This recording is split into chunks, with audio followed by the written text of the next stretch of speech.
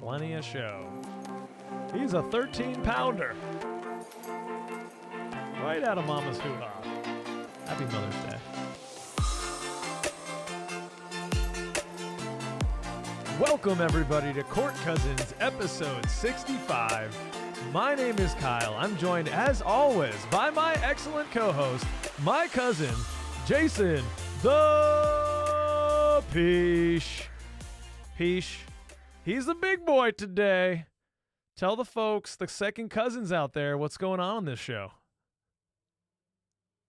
Well, on this show, we're going to do our check-in as usual. We've got social media roundup, always a fan favorite. We're going to be hitting the traffic light today as we take a look back at the past season, take a look at the roster, and give either some red, yellow, or green lights out to players and their future with the Orlando Magic. And, of course, always juicy, always fun, and plump.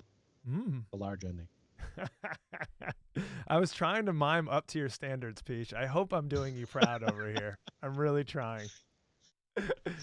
All right, Peach. Well, before we get into any of that hijinks and hilarity, I do want to shout out the folks that make this go, the extra special All-Stars and Second Cousins over on the Patreon. Please give it up for Magic Player History, Bulby the Don, Paulo and Franz's Warmth, Dylan Holden, Drummy Drumbledy, Matthew Bell, Dan Young, Gloria Damien, and Connor. Yes, and to all of you, I give you the finger. The number one finger, though. We got to start out by saying Happy Mother's Day to all those moms out there. Celebrating all those moms out there and not with us today. So sending love to you and your families and the mothers in your lives. Peach, how are you doing, sir? It's been a while. It's good to see you, man. This is making me feel better just being here. How you doing, man, for the psychological check-in? Well, for the psychological check-in, I have selected this GIF. It's not a GIF. I'm sorry. That's right. Oh, well, it's a GIF on it. It's a GIF on it. And it's just over and over, Markel and Cole going in for a hug, and it's pretty cool. I didn't know we didn't have the technology. All you have is the hug right now, but it's still good. I didn't know we couldn't GIF. I thought I was breaking a technological barrier by finding one and putting it on here. When I saw it worked here, I thought we're good. This is going to be great. It's good now, but it's not as great as it could be. You have to picture them hugging over and over. That's what's going on. That's just kind of me feeling good lately. This week will be 1 year for me being here in Dallas. So it's good to have that milestone under my belt. I know we've been doing the show 3 full seasons now, and I've moved every year. So yeah, this year not moving, and I'm loving that. It's going well. And also because it's Mother's Day and you feel like you just kind of want to give everybody a hug and making sure everybody's doing well. And also a couple weeks back, it got kind of swept under the rug of the Magic playoff run, and as it should. But I turned 45 years old, which feels super old. Super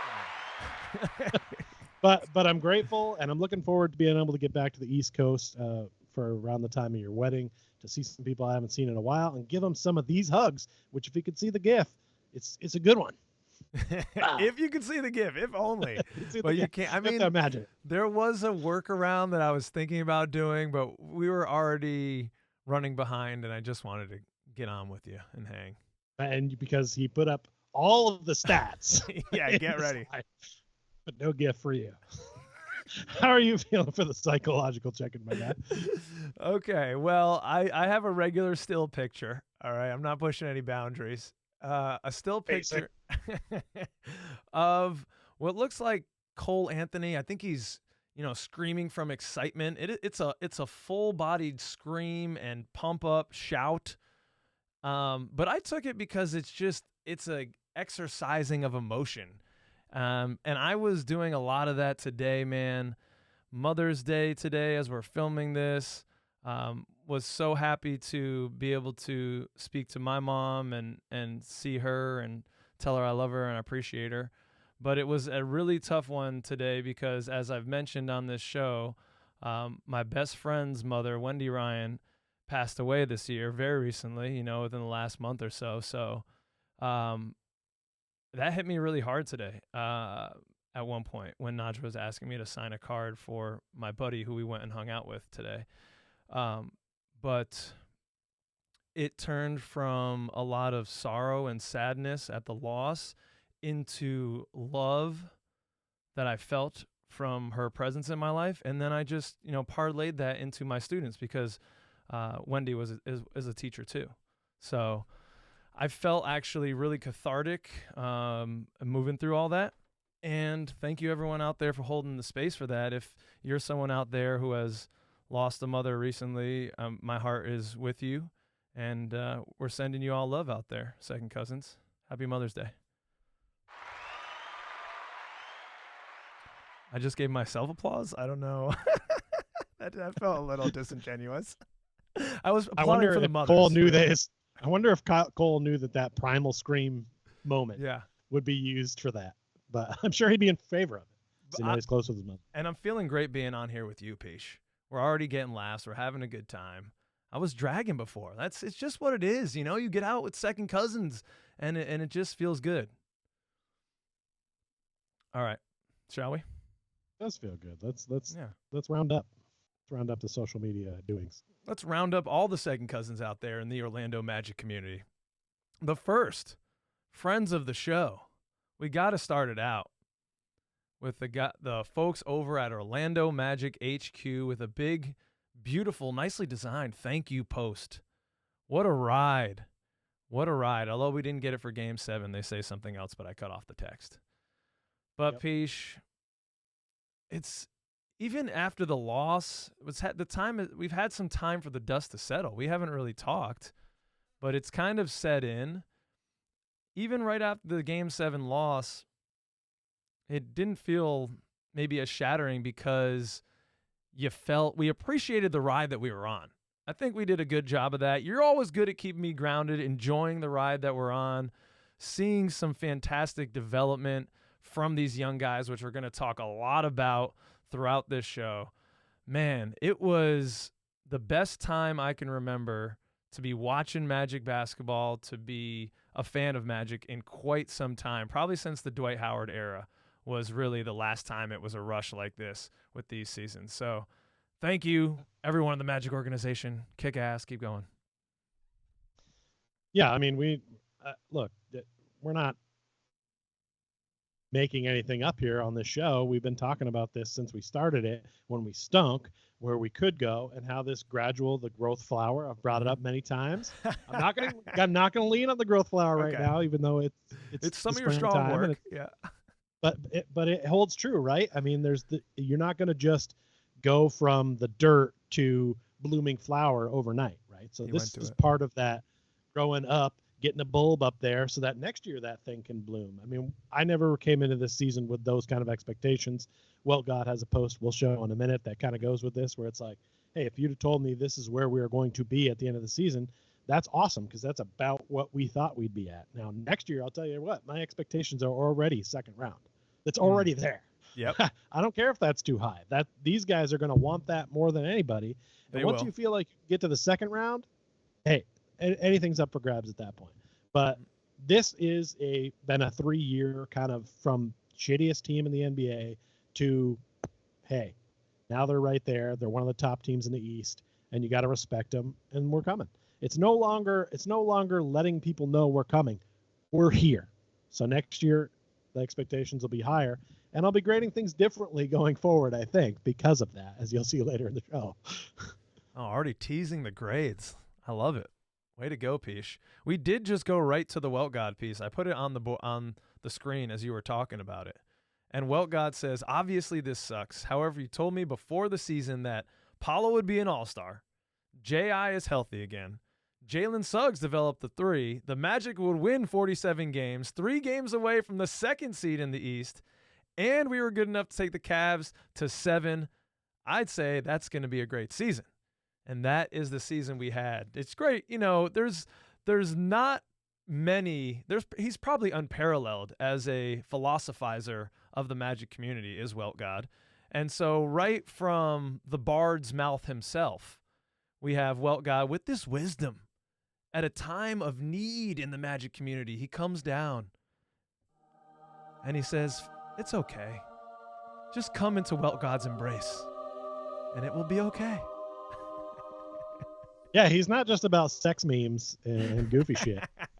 Sometimes he keeps it real, and that's why I like him. And while I'm at it, while I'm thinking of it, Yeah. I'd like to thank, since we're kind of still thanking everybody, Mhm. I'd like to thank everybody for all these posts. It makes it more fun to interact with the team, right? See what everyone in the community is saying. I get a lot of my Orlando Magic news from the HQ guys, so I love their posts. God's always making me laugh, and a lot of the other community as well. So keep on doing what you're doing. Not only does it give us fodder for the show, but it makes it fun when everybody's rolling and enjoying the good times that are here and are still coming. And I think because we can feel good about this team is because we're so young. If we had a bunch of guys who were in their 30s and at the end of long contracts and we thought this was the last run for the team, maybe we'd be a lot more like weird about it. But much like when Shaq and Penny lost the NBA Finals the first time, we thought, well, we'll be back, right? I mean, we never got back, but like we thought this team's too young and too good and too talented to not make it back. So we'll have future iterations that'll get that far. But it's about time for it to be why not now? Why not us in the next couple of years for the Magic? But it's good because it won't feel so final because we'll still have a young team that can continue to keep pecking away at this thing until we finally get there. Well, it's apt that, you're making that comparison already, Peach, and thinking about this team going back to those 90s teams. Because Magic player history, our boy Jay did the same exact thing in his post looking at the most wins in a regular season. This team, this 23-24 team with its 3 leading scorers under 22 years old, at 47 wins is 8th in the Orlando Magic franchise history. And if you look before them, it's really just the 2 era teams. You got the 90s Shaq Penny teams, and you got the late aughts, early 10s teams with Dwight and the crew. So this team is in some rarefied air now, Peach, and Magic fans are hyped for good reason, as you can see from our boy Jay and Magic player history. Make sure to check him out for all types of awesome stat climbing things like I love, Peach. Okay? Yep. I like those too. I like those it's just one frame. I can look at it. I can be like, cool, give them a like, and then I move on. Digestible. Although you don't have a like on this, Peach. Can I get into a big pet peeve? Can I air this out in front of the family? I probably took a picture of this and then liked it. But I know. There's a like. And I know that about you, but you send it into the show prep, and now I'm out here putting non-hearted things. And what do you think Jay thinks over here? I'm looking like a bad guy. Sometimes we cut the whole bottom off. We don't even keep the bottom there. So I don't know. Well, I'm trying to protect you, but now that it's on the screen, I wanted to air it out. It's been liked. Don't worry about it. Don't worry, everyone. All right. Peach is liking things. He just sends me pictures first. It's nice that we get this comparison and that you can see the eras there because I know that there have been times where I'm really completely disconnected from this team in the past because I don't believe in what they're building. I don't like what they have there. But you talk about those 2 eras beforehand. Those were eras you could believe in. They built a good team around them. Now we have some great pieces here in the beginning of what should be a 3rd era for the Orlando Magic. Woo! Now we just got to get the rest of those pieces around it and continue to add teams to that list that Jay provided. Next on to the Olympic team, Peach. You put this on here. This is from ESPN. You took this. Again, unhearted. So I'm not sure if you don't like this, if the heart came later. I don't know. Did you like this or did you dislike this? I probably didn't heart this. Okay. ESPN, for one, doesn't need my hearts. Oh, okay. They're fine. And also, you know me, not a huge fan of the international play. That's true. So I could care less if this team wins or loses, to be honest. Wow. Where's your patriotism, Peach? For mother country. I mean, look, I like that we dominate certain sports because it's our sport, but let's be honest. I'm just happy that other countries around the world are playing basketball and enjoying the sport. It is weird when there's a sport that only we play, that we dominate, and then somebody's supposed to be excited about that. But we don't dominate anymore. The 3-time reigning MVP is So okay. That, all right. Basketball is at least one of those sports where it's okay, I'm at least mildly interested in that. Oh. But I just don't like that we're sending all these pros out there all the time. because I don't want pros getting hurt in the off season and ruining stuff for the season that matters. Because I don't care how many gold medals you have. That doesn't mean shit to me. It means shit to me. Well, now What it's matters meaning to me is more. NBA championships. These the old gold medals. I mean, that's not even something that people use as a counting stat when they're talking about all timers. Because, like you said, no, right, yeah. Usually it's not mentioned. Once in a while, people throw it on there. Look, hey, would I like to have a gold medal? I sure would. But am I gonna get into like something that just America dominates just to grab one and then be super proud of it? Probably not. So, like having football, American football at the Olympics, and just winning it for the next 40 years and being like, yeah, we're really good at this. So, like that's not cool. You said you're not winning a gold medal, Pish, but if you were to win a gold medal in it could be winter, summer, it can be real or made up. What would be the Olympic gold medal? What would be the event that you think that you'd win it in? Is it curling? And why is it curling? It's not curling. You walk on ice a lot, though. I feel like it would be you're already there. Well, it's a lot different. I have curled. Okay. And I'm decent at it for somebody who hasn't really done it a lot. I don't know what it would be, to be honest. It would probably be like, I can't even think of one. This is just too weird. Mine would be the Olympics mine would just be don't darts. matter to me. I'd be darts, dude. I'd be darts. Darts. That's a good one. I mean, I drink and play. Nice. I feel like if I trained, without the drinking, I could with be you. there. You're pretty good, but you're not that nice. You're not Olympic nice. All right, good. This is where you come for your hot curling takes and darts info. Here you go. That's why you. But anyway, one of the reasons I shared this is because when I first saw this post, I'm so amazed.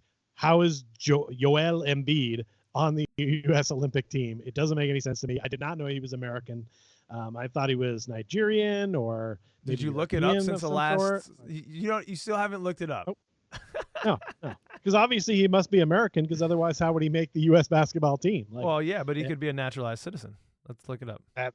That could also be. I know that when they did the World Baseball Classic, a man named Lars Nootbaar, Lars Nootbaar, he played for Japan.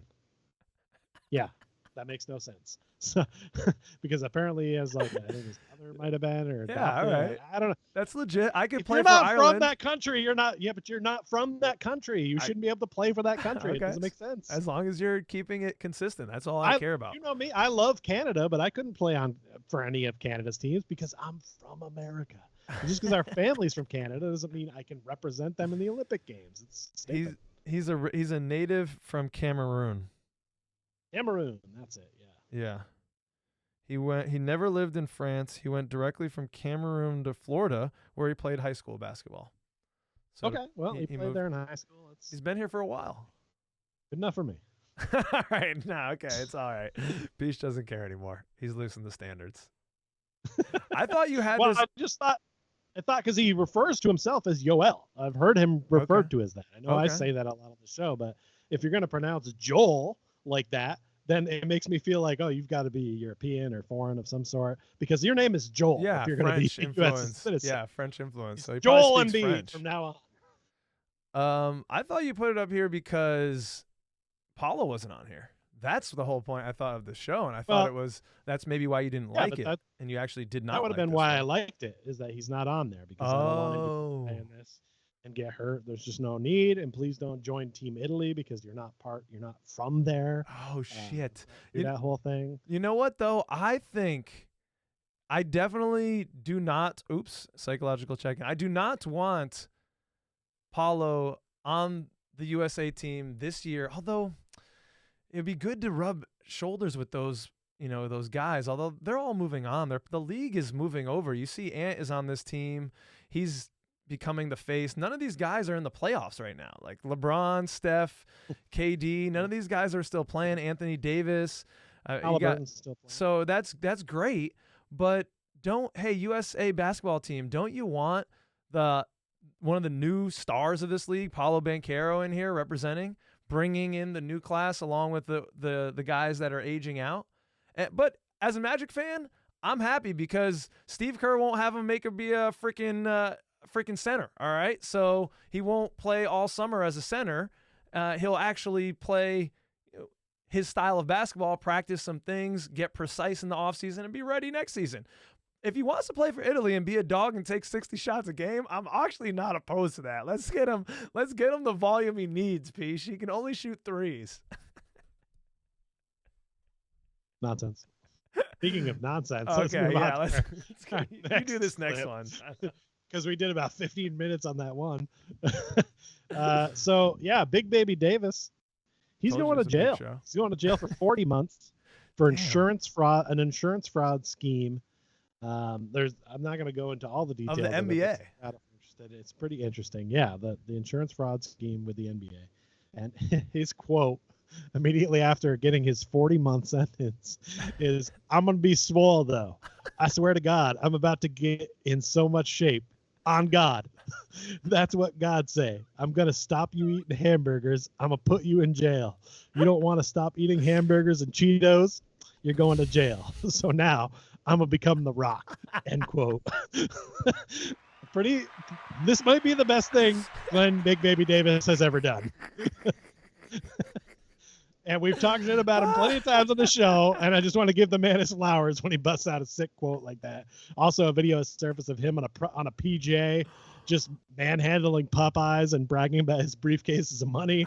If you haven't heard or know anything about this, go ahead and Google that. I'll give you a little side project. You won't hate yourself. It's pretty funny.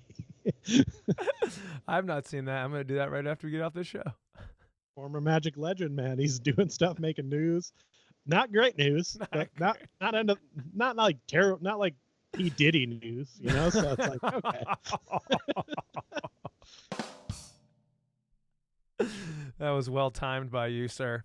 Man, insurance fraud. I can't get mad at them though. You know, like insurance companies, aren't they taking us all? You know, this seems like a Robin Hood situation. And if Robin Hood is eating Popeyes, then I like them even more. You know, you do some Google and watch this story first before you okay. fix. Okay, maybe not. Maybe not. Okay, Yeah. take that back. Let me not put that out there. He's gonna be swole though. He's gonna be swole, Peach. For sure. On God.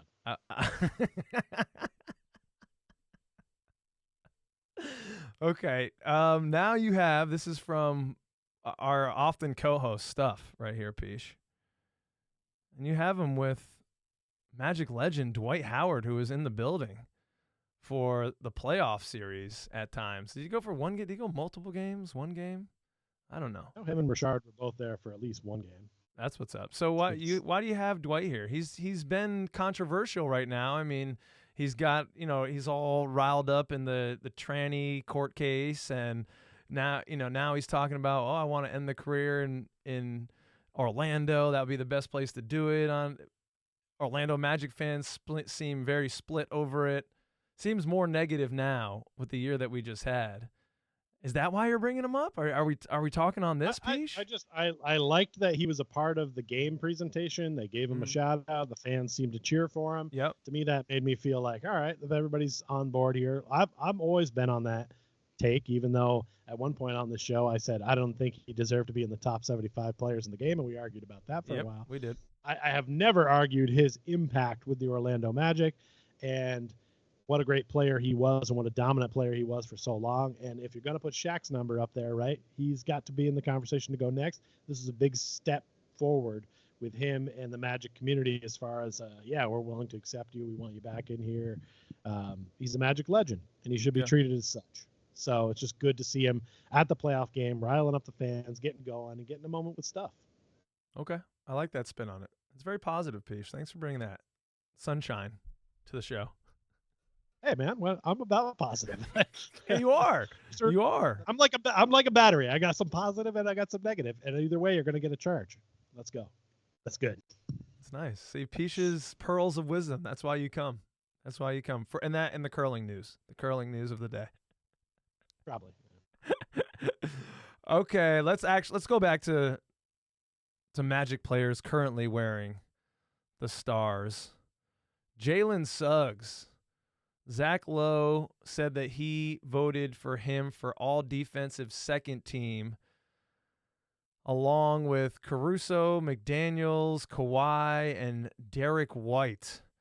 I was curious about, okay, so if this is who you have for your second team, what was Zach Lowe's first team? And it is Peach, Rudy Gobert, Victor Wembanyama, Anthony Davis, Bam Adebayo, and Herb Jones. Now, Herb Jones is a wing. Loves the big. But all of the rest of them are the big men. And this year, Peach, is the first year, I believe, that it's positionless voting. And what we're kind of seeing here is a first team of primarily centers and then a second team of majority guards. Now, is this fact, Peach? Is the center the most important person in the defense and therefore needs to be on the first team? Or are the little men and the head of the snake, as Jalen Suggs, being slighted here, being moved to the second team? What say you, oh wise Peach? I didn't know you were going that way with this slide, but here we are. Here we are. Look, when it comes right down to it, if you're going to start picking guys for a certain thing, and in this case it's defense, you need to then associate stats to that defense. Okay. What's the sexy defensive stats? Their steals, their blocks, right? Well, we know who's getting all the blocks. It's those big men that you just mentioned. Yeah. But they're also going to grab defensive boards, which Right. is also going to factor into your defensive ratings. Right. You know, if Jalen Suggs gets 2 steals a game, but has some deflections is a deep stat. Not everybody's looking into that when they're going to do their voting. So I feel like the big men are going to kind of dominate that defensive team if it's going to be positionless, because they're going to put up more numbers that are tangible, that people see and people notice. But because, look, even Suggs, who was playing lockdown defense on Donovan Mitchell, the guy was still dropping 40, 50 points. So it's kind of hard to look at that alone and be like, oh, that guy just shut that guy down, because you can't do it 5-6 games in a row. Like the good players' offense is going to kind of always win. But if guys are afraid to come into the paint and they alter games, you know, like we were letting Evan Mobley do and like Victor Wembanyama does, like Anthony Davis can do, well, that does mean a lot more to your defensive squad. So I'm okay with it being that way. It might be that way for a while until they take the positions off. I'm guessing you feel the opposite way because you brought this. I was curious. I was just curious. I think it does make it way more difficult for the guards to get these first defensive honors. But as you said, maybe this award should be big-centric, as the bigs don't get a lot of – oh, I mean, what am I talking about? Jokic just won 3 MVPs. It is the time of the big, though, right now. Certainly, we've got a lot of great 7-footers in the league. Yeah, no, I didn't have an opinion on it. I just, honestly, that was off the top. I didn't see this slide going this way either. I just got curious about your thoughts on it. Look at all the entire second team doesn't have one big man on it. Yeah. So clearly they recognize their defensive greatness. Yeah. But they don't maybe have the stats that can compare with the amount of blocks and defensive rebounds. And those guys steal the ball too. So even if they get 1 or 2 a game, then now their stats just kind of overshadow these guys, even though these guys might be lockdown defenders. At the end of the day, it's a hard thing to quantify with stats. So I think that as a stat guy, you should appreciate that the big men could rule this category until they change that back. I do have to plug my article I wrote. If you want stats, you can go to Orlando Magic Daily and check out the article I wrote, which was an argument for Jalen Suggs to be on the first team all defense for this year for the NBA. You know, he had 4th best defensive rating among guards, though. Who 3rd best adjusted plus minus among guards. So like a lot of these steals I got amongst guards. He was 9th in the league in steals this year, 12th in the league in defensive loose balls recovered. So he was doing his thing on the 3rd best offense or defense in the league, which is kind of what my argument hung upon. In past, all the first team all defense guys, their teams were in the top 5. They were on dominant defensive teams. So previous to this year, when it became positionless, it seemed like voters were also looking at team dominance on the defensive side and rewarding maybe the best defender on that team for that. And, you know, Jalen Suggs being our best eligible defender, Jonathan Isaac was not eligible this year because he didn't meet the threshold of games played, 65. I thought that he might get some nods for first team, and maybe he does. But he probably likely ends up on the second team. But what a huge, huge honor for Jalen Suggs in his 3rd year, Peach. This is a lunch pail type of guy. He's a guy that everyone in Orlando can get behind because of how hard he plays, how honest he is about how he feels about the game. You can see the emotion he puts into it, and he thrives to be the spark plug on the defensive side, being the leader, the person who other guys can look to and say, oh, he's playing that hard? Let me go. Let me go. I want to go right next to this dude. So Jamal Mosley talked about it. Everyone talked about it. Go read the article. Jalen Suggs. Let's get him an all-defensive recognition, please.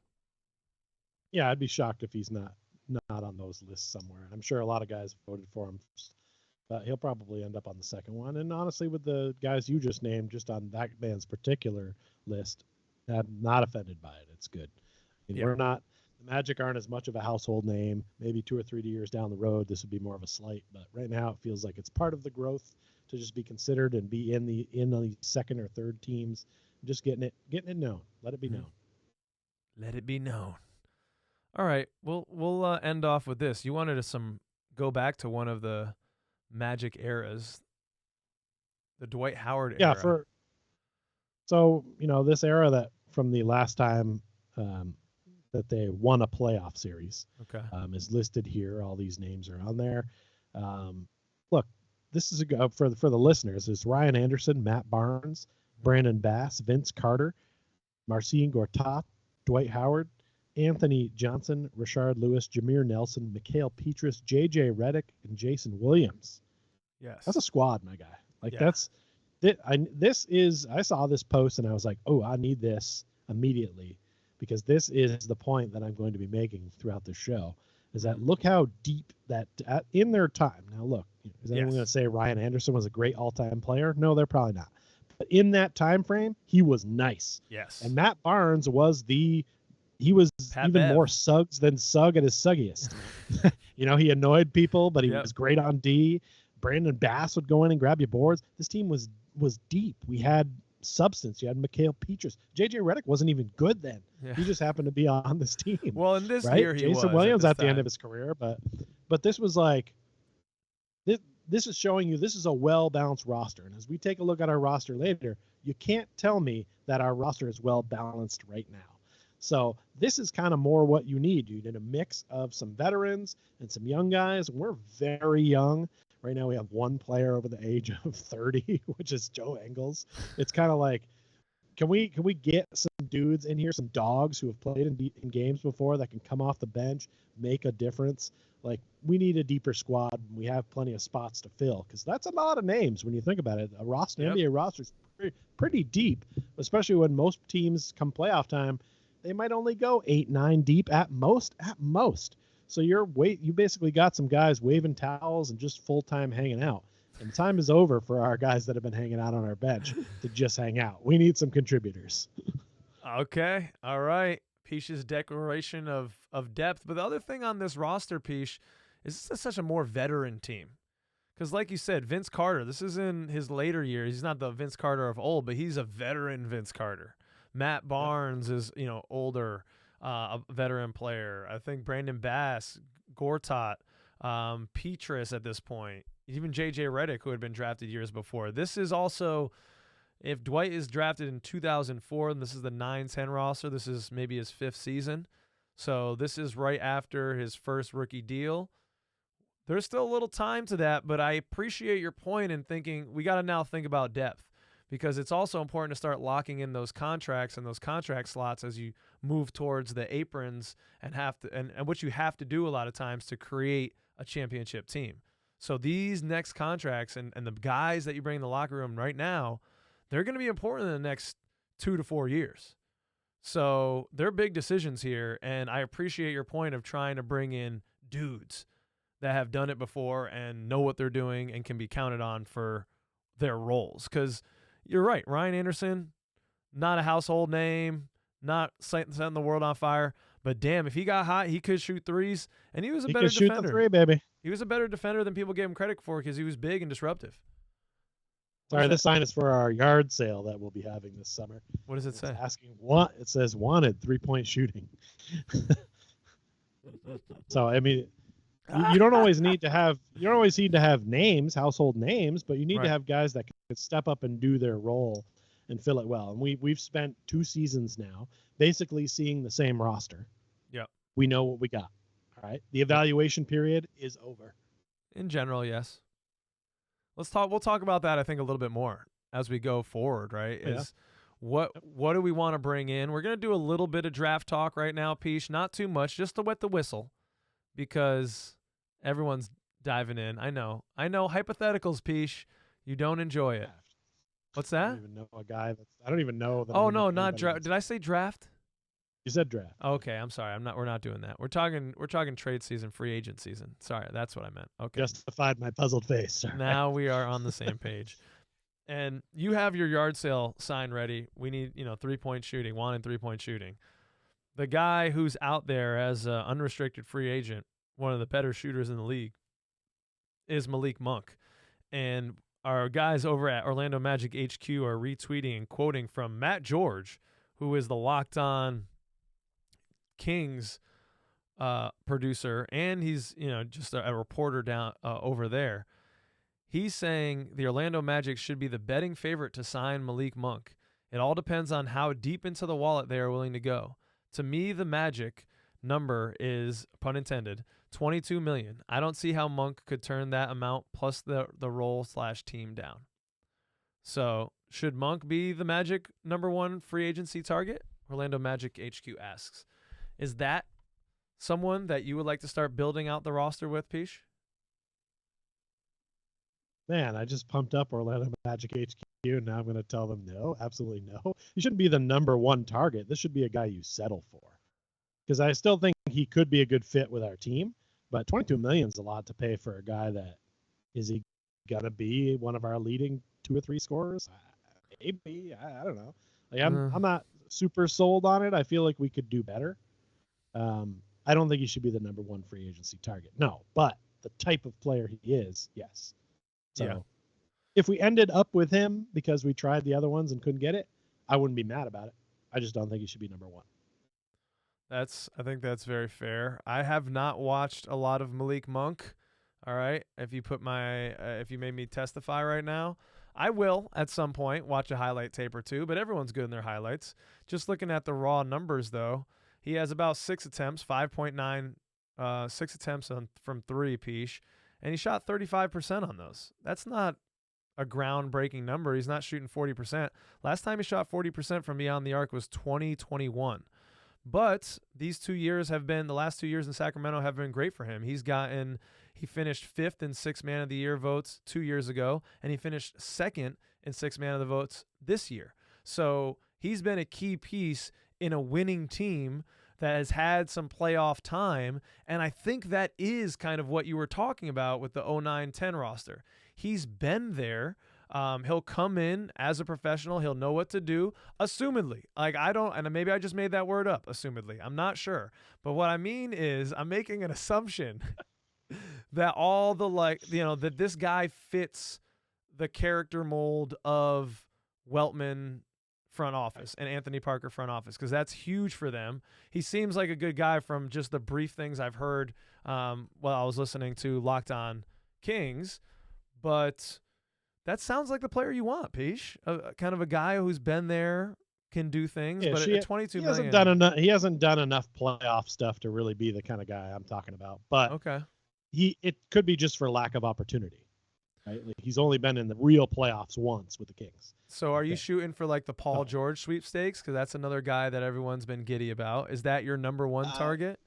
I mean, look, if you don't call and figure, at least ask. Yeah, you got to ask, right? It'd be gross negligence to not check it out. Yeah.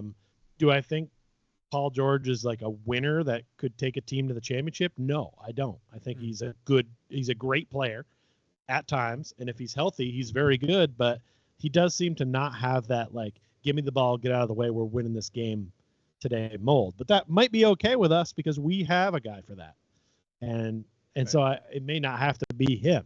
If he was willing to accept a little bit of I'm sharing the star role here, he could fit. Look, he's closer to being the number one guy you have to go target, if you're asking me. Yeah. I need a guard that they will run a play for. He comes off a screen, he catch ball, he shoot ball. And he make.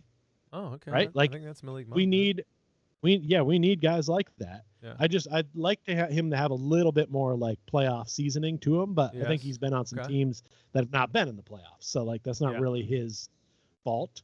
And I do feel like there are better options, but again, I'm not mad if we get Malik Monk Right. at all.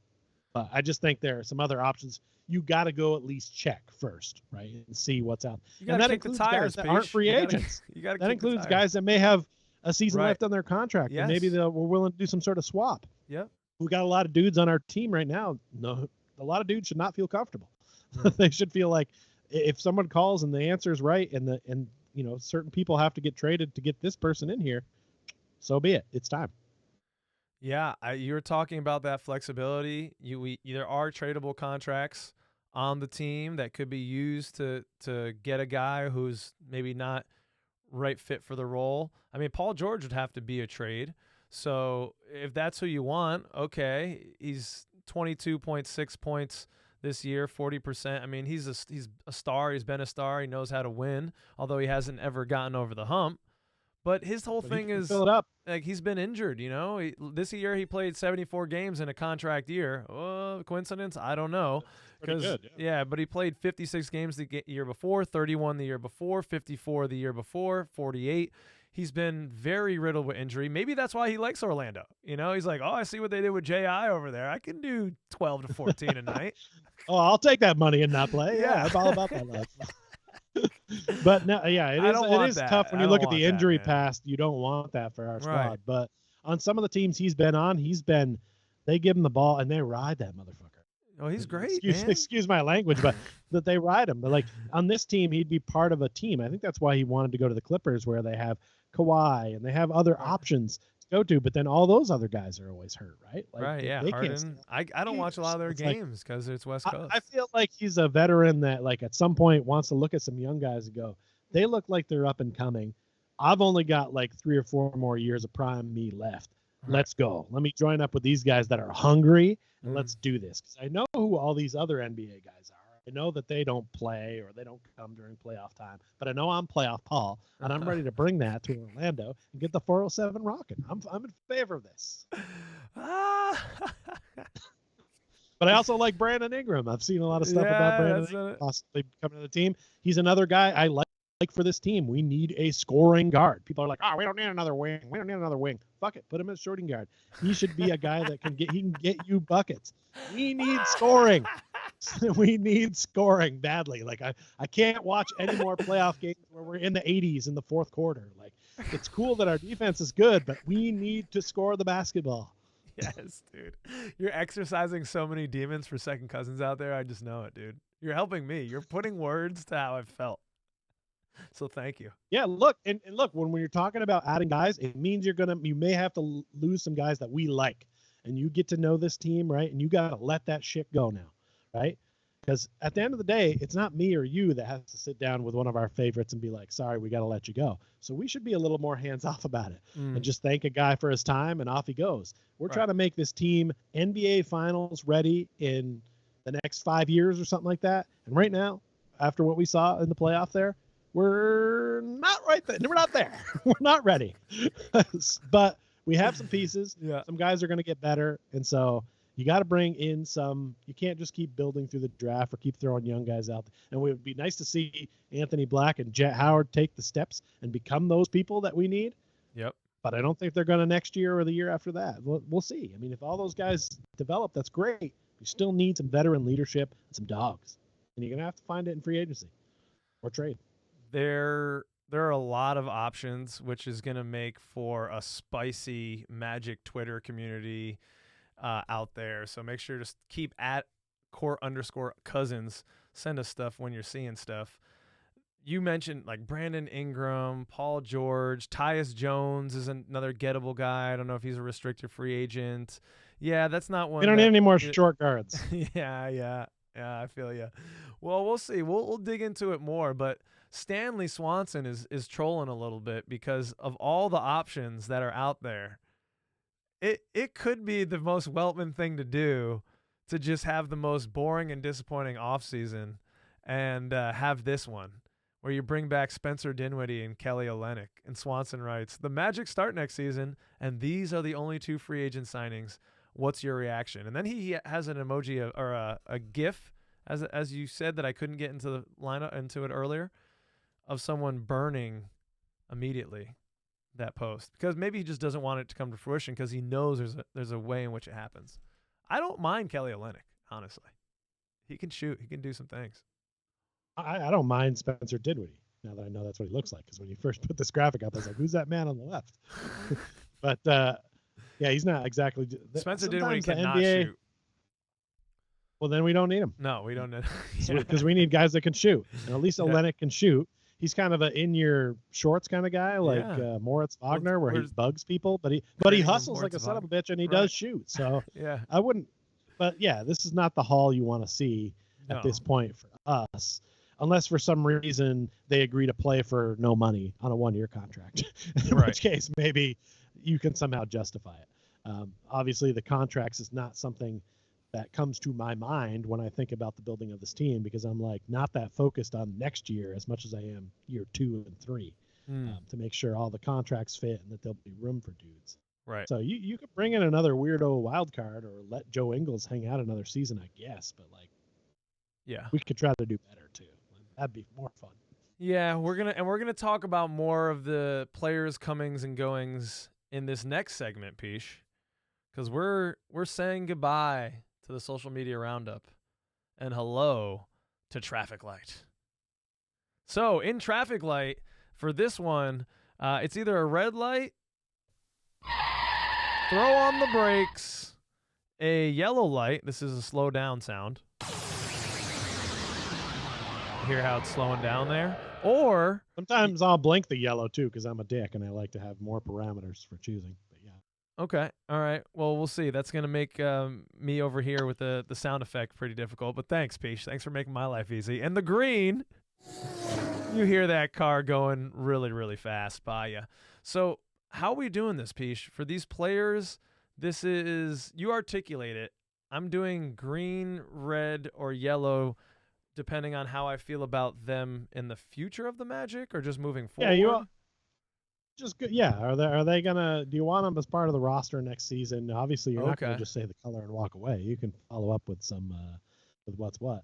Oh, I've got them numbers, in alphabetical order by last name, but if you've got another way you want to do them, we can do them that way.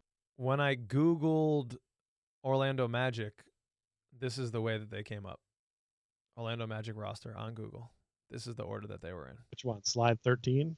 16? Breaking the fourth wall. 16. 16? Okay. Oh, look at this. Deadpool ain't got shit on us. So, do you want to, because this doesn't bury the lead. This just goes right for the jugular, and I think we should.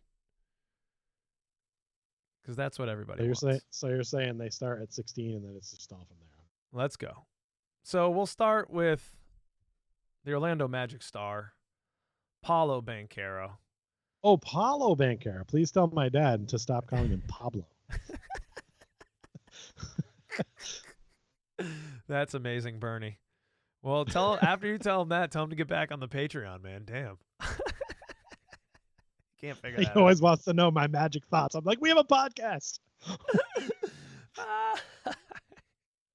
So, how are you doing on Paolo, Peach? Are you red, yellow, or green?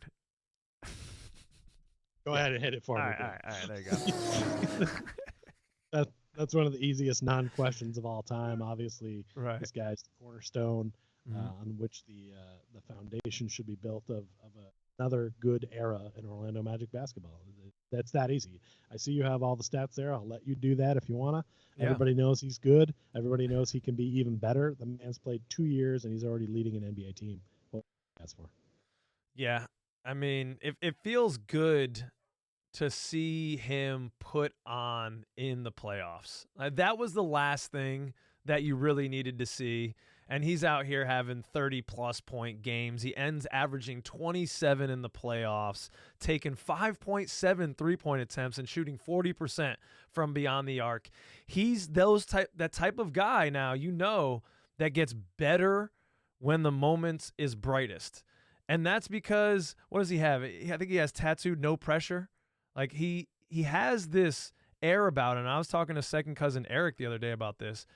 He acts like a 30-year-old, like in his 30s, but he's 22. He just has this confidence and this understanding and this humbleness to just continue to work. And hats off to Weltman and Anthony Parker and Hammond for drafting this guy, for bringing in all the types of guys who we're going to talk about. But he is no exception, just high-quality dude. Also, a special shout-out to a person I rode the elevator with when I was in Orlando, Paulo's mom. Yes. Because his family has raised him right? Yes. This is a good young Happy man Mother's who, like Day. you say, he Mama acts a Bancaro. lot older than he actually is. He seems like a more mature human being. It makes it easier to root for him. He's not out there spending his money on sports cars and staying out late. Well, he likes some cars. He's got some cars. Ladies. Yeah. But it's not like he's right. driving super fast and getting in trouble. He's not a party like animal. He's smart. Wide receivers down the street from me. He's just he's doing his thing. He's being a good, humble young man, which it makes it easier to root for him, and it makes it easier to put your trust in him with a franchise as the cornerstone. Right. And he's not going to do something dumb to ruin it. Yeah, I mean, the biggest thing, he averaged 22.6, 6.9 boards, 5.4 assists. The assists was a nice jump up from 3.7 assists in the previous year. Peesh, it's so impressive to me how good he's getting at reading the double teams, at knowing where that no-look pass is going to be, where a guy's going to be. You don't even have to see him to get him the ball now. That's just going to get better. And I think there are so many more triple-doubles in his career because he gets a lot of boards, man. He's in there chopping it up. He's not afraid to get dirty and get the boards. And with the assists, guys, hopefully getting shots. If we get some shooters at the yard sale that you mentioned earlier, guys are going to get more shots. He's going to know where people are. He's going to make decisions even quicker. I am just beyond excited to see Paolo Banchero grow up as a basketball player in an Orlando Magic uniform. The thing I was most impressed with, especially towards the end of the season and come playoff time, the mid-range game, the short pull-ups, guys aren't covering that with him. Their guys are covering the three-pointers or letting guys get to the hole for a layup or a dunk. They're not covering that mid-range shit. It's there. And he exposed that in the playoffs, which I love. And I love that he hits it confidently, especially when he knows, hey, if I shuck and jive and pass out of the three-point line, we're probably just going to brick that anyway. So why don't I go ahead and just take this easy deuce that they're going to just let me have it. But he was sinking them. And that's an important part of a Stars game. Right. Take a look at most of the Stars who score. They will find a way to score in that mid-range. They don't always settle for the layup or shooting a three. They find a way to get buckets and be productive, and that's what he's done. And that was the most impressive add to me, especially at the end of the season for him. Yeah. Otherwise, no notes, Paulo. Keep it going, bro. Not only does he have a green light, I think I'd get him a police escort. Let's just get this car moving. Let's just make sure he gets to where he needs to be. I'm sure us 3-point line starved Magic fans were happy to see him go up from 29.8% to 33.9%. Let's call it 34%, up almost 4% on that. It's not an immodest jump. That's a significant step. And I just love how he plays through contact. There's so much of this exaggeration in the game these days with some of our players included. And he really just wants to score the basketball. He's taking it hard, not to get a foul. He's taking it to score on you. He is great at getting to the line. The only note, Paulo, I have one note, Paulo, sir, if I may. We didn't see any improvement in the free throw percentage. We actually saw a regression from 74% to 72.5%. I mean, not huge, 1.5% or 1% or something, but he can feast at the line. And if that's if I had one thing, I'd be like, hey, Paulo, can we get this going a little bit more? Let's practice those free throws over the year. He could go just in that category from being a 22.6 per game scorer to being like a 24, 25 point per game scorer. Yeah, all right. That's a good point. I didn't know where you're going with that. I'll give you that. Okay, wow, thanks. But I will say this. Those last two eras that we've been referring to throughout the show, our biggest star wasn't great at free throws those times either. We still found ways to win. True that. Numero dos. Franz Wagner. So I got Franz here, Peesh.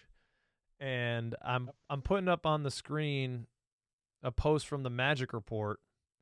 This is a quote. I I guess I did watch the post-game interviews. I don't remember this specifically, but I remember this sentiment. I feel like I let my team down. That's what Franz was saying on his effort. Well, not his effort, but his performance in Game 7, and really at certain times throughout the series, but mostly Game 7. It was a rough one for Franz Wagner. But I think, I am all the way still going green on Franz Wagner. I still love him. There's the conversation out there right now about, is he a max extension player? This is his year, between the third and fourth year, rookies, Jalen Suggs and Franz Wagner are extension eligible. So that's the question that's interesting to me. I think with my bias, I love Franz Wagner. Are you kidding me? I got the flag right here. I'll call up the German second cousins right now. All right, I'll call those German court cousins up. Don't make me get out the wig. Okay, he'll wig out on you. Yeah. But he got more counting stats this year, Peesh. He took a bigger role in the team. He was more of a focal point, but his efficiencies declined. His percentages declined in a lot of those areas. So, including his effective field goal percentage. That's the only thing that gives me pause. I can easily write that off as this man has been playing basketball for the last 3 years straight. He's been on every freaking German team over the summer, playing full seasons of Magic basketball, getting nicked up here and there on both teams, and playing through them because he's a dog and he's an Iron Man. And shit, I know he's 22, but it still takes a toll on your body. This kid, he doesn't have his legs under the shot, it didn't look like. I don't know if there's going to be something that's going to come out about he was dealing with something. He didn't look right to me all year on the shot.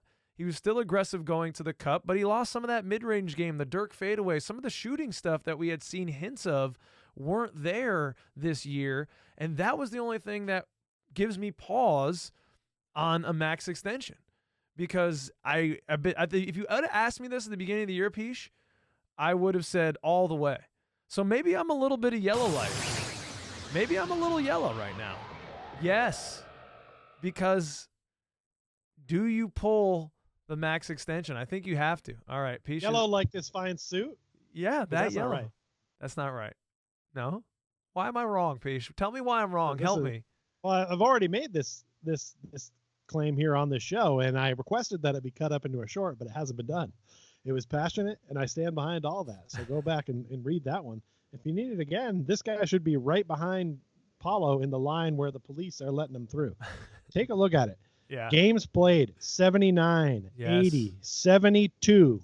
Mm-hmm. Averages, 15.2 the first year, then 18.5, then up to 19.7. Sorry, that's 18.6. Either way, I'm seeing progression, and I'm seeing a guy who's in the starting lineup consistently playing basketball. The Orlando Magic have needed that for years. Here he is. He's reliable. He's good. He's a good face.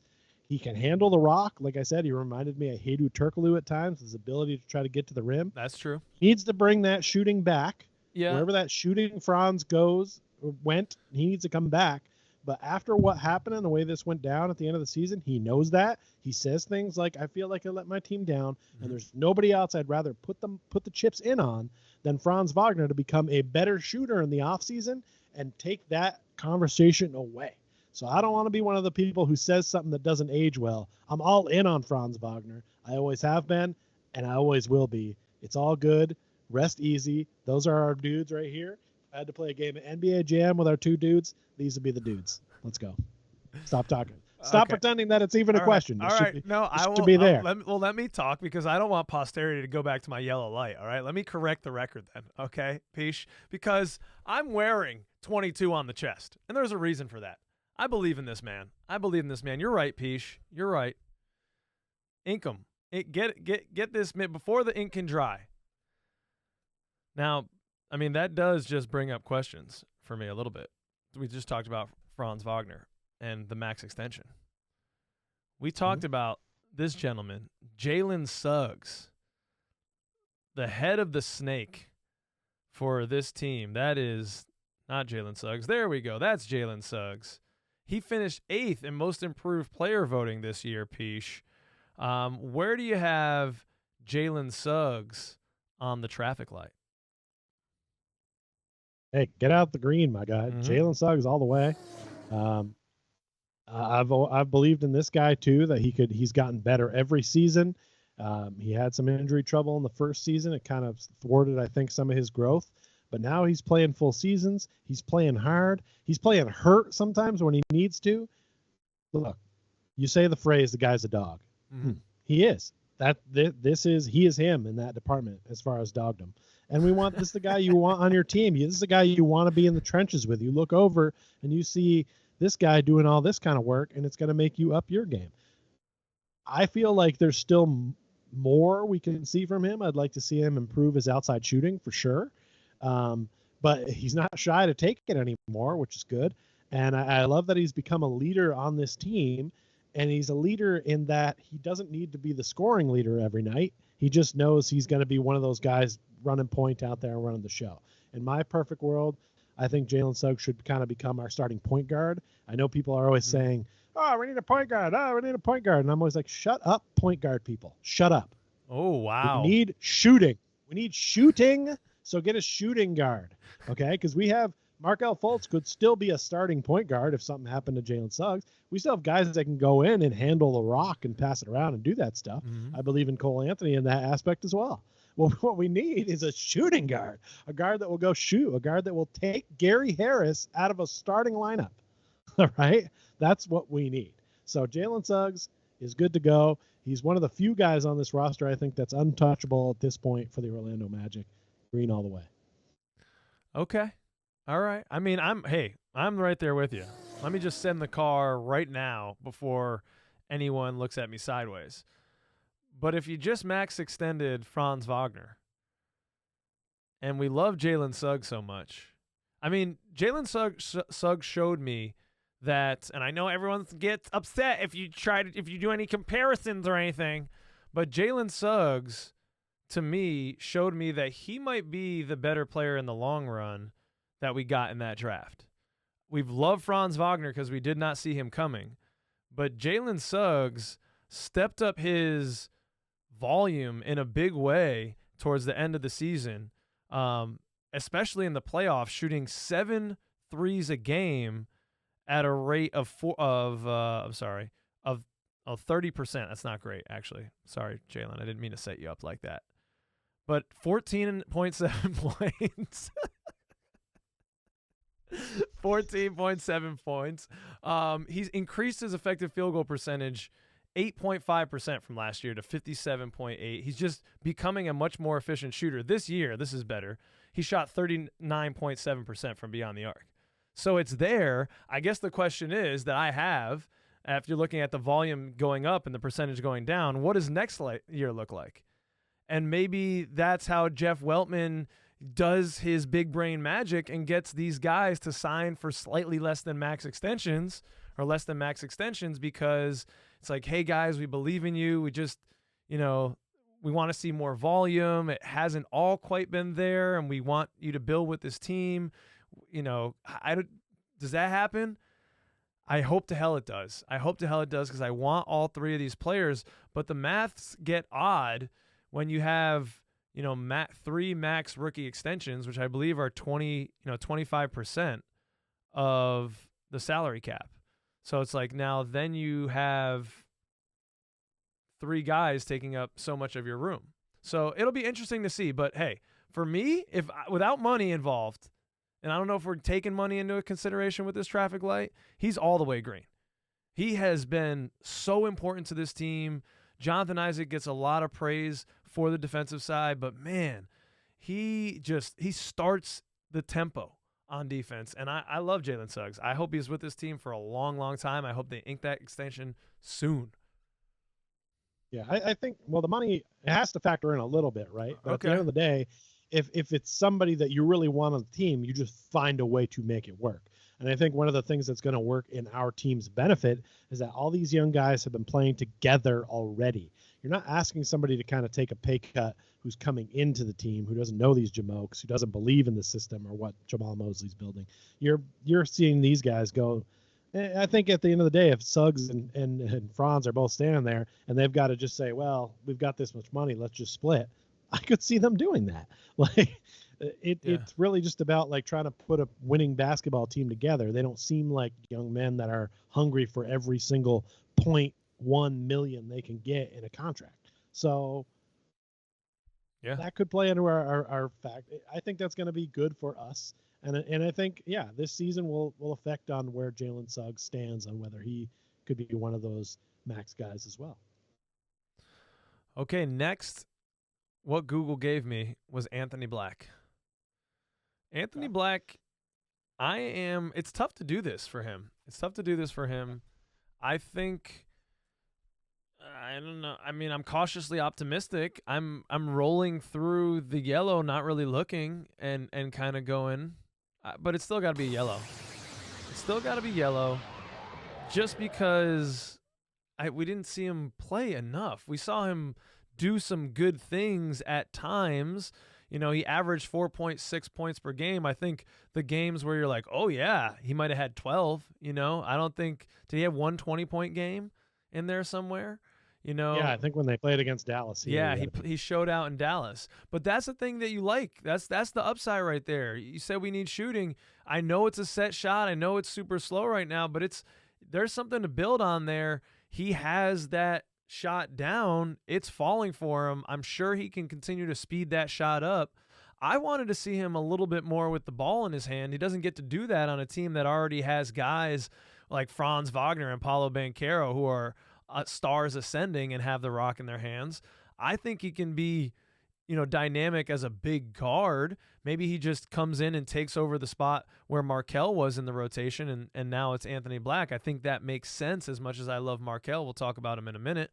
But, hey, defensive on the defensive side of the ball, really smart team defender. He navigates the court really well. He has great positional awareness. Another guy that played football and basketball and where you can actually see it. And I think that bodes well for the defense continuing to be a top 5 defense in this league. So even though I put yellow for Anthony, I'm really leaning kind of green if I can do that. Can I be, what's yellow and green combined? Is that blue? No. Purple? I'm not great with the color wheel. Clearly. Thank God you're not teaching that in school. I think what you're looking for here is what I'm going to give him, which I'm going to give him the blinking yellow. Right? Like you can continue through the intersection, but you slow it down a little bit just because keep an eye on it. Okay. He had 1 year. He's played very spottingly. It's hard to see. But what I see is a young man who's going to get better. Right? Like he's very young, very raw in the game still, and he's getting to learn under some young guys. He's learning from guys that are young as well, but that's okay because they're closer to his age range. It probably is a little easier for him to digest, guys in their mid-20s telling him what to do. I see a good potential for him. I kind of, he gives me Riddler vibes because I'm sort of like, what am I going to get? Like, what riddle are you going to have for us today? But I feel like at the end of the day, like three or 4 years from now, we'll be glad that he's on this team and he's emerged. And I'm not sure exactly where he'll fit. I'd like to someday say he's our starting point guard. Right. Like I said, I haven't seen him enough with the ball to say that's a done deal. But because it was so early, as long as he can get in a rotation next year and maybe rotate in on the bench and get to be seen a little more, that'll be better for him. Because he was definitely, when he was playing regular minutes, off the bench or even occasionally filling in as a starter because someone was out. Yep. He did very well. Yeah. So I think like he just needs those minutes to get there. And I think he can. He seems like the kind of person that kind of picks up stuff. He's a very smart young man. So I like the upside for Anthony Black. And he's one of the few guys on the bench that didn't play much that I would welcome back with open arms.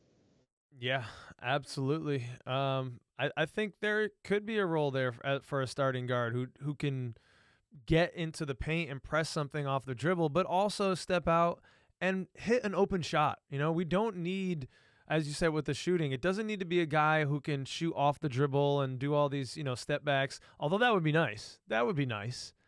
But a guy who at least is a threat who teams have to guard out there, and hey, man, that could be a great piece. That could be a really, really good piece. And he's 6'9" or whatever as your point guard. And then you have Jalen Suggs next to that. Like, that is something crazy. And then you got a bunch of 6'10" guys behind it. That's that you see Weltman's vision right there in Anthony Black. Okay. Yeah, hopefully that vision is correct and he has 2020 vision there. Because do you want to talk about the other rookie since we're on the rookie now, or did you put in Jet Howard with the bench bunch? Because he's a little special. Yeah, we can talk about Jet now if you want. Okay, let's go right into his rookie counterpart, Jet Howard. I don't know where to be on this one because, again, we didn't get to see him play much. Right. He lit up the G League, yeah. but it's the G League, and like a lot of guys light up the G League. So I'm not sure where he's going to ultimately fit with this team. I know we still need three-point shooting, obviously. Yeah. And some people are seeming to think that he's the guy. I don't know. I need to see him play. I think this offseason is going to be important for him because we're going to bring in other guys that could take a possible rotation spot from him. So he's going to have to outplay them in this offseason to actually earn those minutes. Otherwise, he's just going to be an and-one guy on the bench and probably not develop into who they thought he would be when they used that high first-round pick on him, which is why we were all so like, oh, maybe like not. Let's take more of a sure thing. There's somebody that's ready to go, but that's okay. You know, I guess you're not going to hit on all the picks, and we've done pretty well. So yeah, well, you can't do anything but yellow on this one, right? I mean, yeah, you're taking a yellow light on traffic light.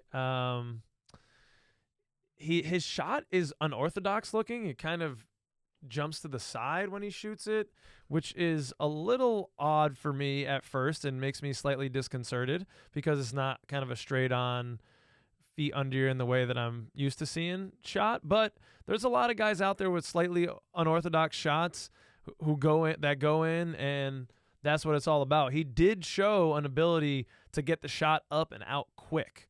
You know, even when in the spurts that we saw him in the NBA, with the main team, and seeing him in the G League competition when I went for one game, he gets the shot off quick. So I think that's the hope, and he's been building in some of that step back stuff. He's more of a dynamic shooter, and can he bring some of those dynamic shooting moves, guys curling off of screens, step, all these different types of motions? There could be something there. But like you said, he's got to prove it. We haven't seen anything. We've just seen it against a bunch of G League guys. So no disrespect to them. It's a different game than the NBA. Can he do it? This training camp is going to be interesting. He said he's willing to go to, he wants and expects to go to Summer League, which I enjoy to hear him say. He's ready to play. He wants to play wherever and whenever. That's the type of heart we need, and that's the type of heart he's going to need to carve out anything on this team, because this is a much better Magic team than it's been years past. I was trying to look up how many points he had. 18.5 points per game this year in the G League. He took 9.5 three-point attempts per game on 37% shooting. That's why you send guys. That's why you have the G League, right? You send a guy down and he can put 10 three-pointer shots up a night. So. Well, it'd be nice to see him move into that role that we desperately need. I just don't know if he's him or not. And I feel like our willingness to wait and see if he develops 2 or 3 years down the road, we don't have that kind of time anymore. We had that kind of time a few years ago. A couple of years ago. Now is not time, not the full time for development. We need more players that can do now. Well, a guy that can do right now, Peach, and was doing it all year to opposing teams was Moritz Wagner, the other of the Swagners. Yes, we love the Germany. Yeah, Moritz is so good. He's so good. He gets under people's shorts. We love it. He exacerbates. Moritz Wagner has a club option on next year's deal for $8 million. That would be 5.67% of the salary cap. I am getting in a Formula One race car with Lewis Hamilton, and we are getting in there as fast as we can. It'd be really tight in there. Lewis and I would be cozied up. It'd be slightly homoerotic, but that'd be okay because we're secure with our sexuality. But when you go around the turns and he hugs you just right, you think, maybe. Okay.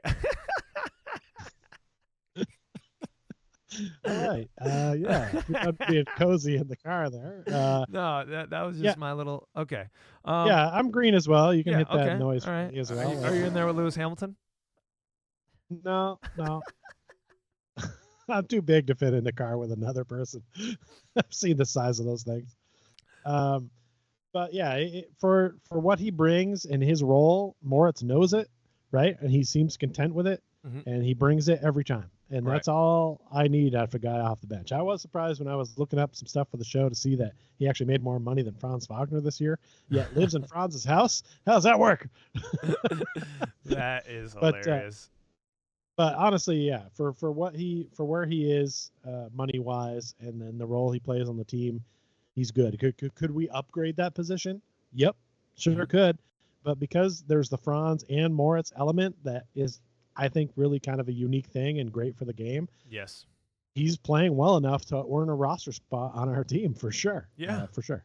No doubt Yeah. about it. Give me Moritz Wagner, 11 points a game, uh, 4.5 boards, and just frustrating the shit out of opponents for 5% of the salary cap. Yeah. He's an energy guy. His dunk should count for 3 or 4 points because of Mhm. that. And Yeah. I just that's the kind of guy you want coming off your bench. He's hungry. He gets in people's way, and he's effective. Bring him on back. The German court cousins would be so pleased. Go check out some of those shorts. Some of the best work we've ever done on here. Okay. Like if you had to send a clip to the Emmys, you'd Yeah. send them that. My pipe dream is that one day they somehow stumble, the Wagners, Moritz and/or Franz stumble upon it, and they're like, "What the fuck is this?" And then they hit us up, and we get to interview them as the German court cousins. Yeah, He dreams big. yeah, He dreams big. that's what I'm. So if anyone can hook that up, do your magic. Mailman, you out there? You- Okay. Cole Anthony, Peach.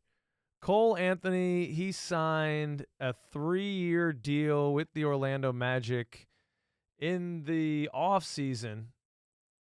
And his cap hit he's on contract all the way through this season and next season. And in 26-27, it's a club option. He's making about $13 million every year, which is 7.6% of the salary cap. This Cole, I'm getting a little worried, Peach, and I'm going to be yellow here. I'm yellow on Cole Anthony right now. That's in the middle for folks that aren't familiar with traffic lights. It's a caution. It's a cautionary tale because I feel like I've seen enough on Cole Anthony that he's proven to me he's kind of a streaky guy, and I'm not sure that he's gonna be able to get the consistency. I don't want to put that on a young man in his 4th year in the league because we're seeing that it takes some time for guys and they get it later and it feels like it comes out of nowhere, but it's the result of a lot of hard work getting put in. And Cole Anthony certainly put in the hard work.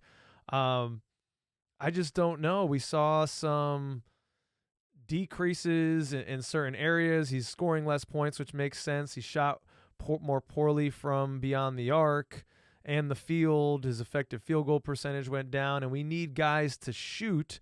His volume stayed the same.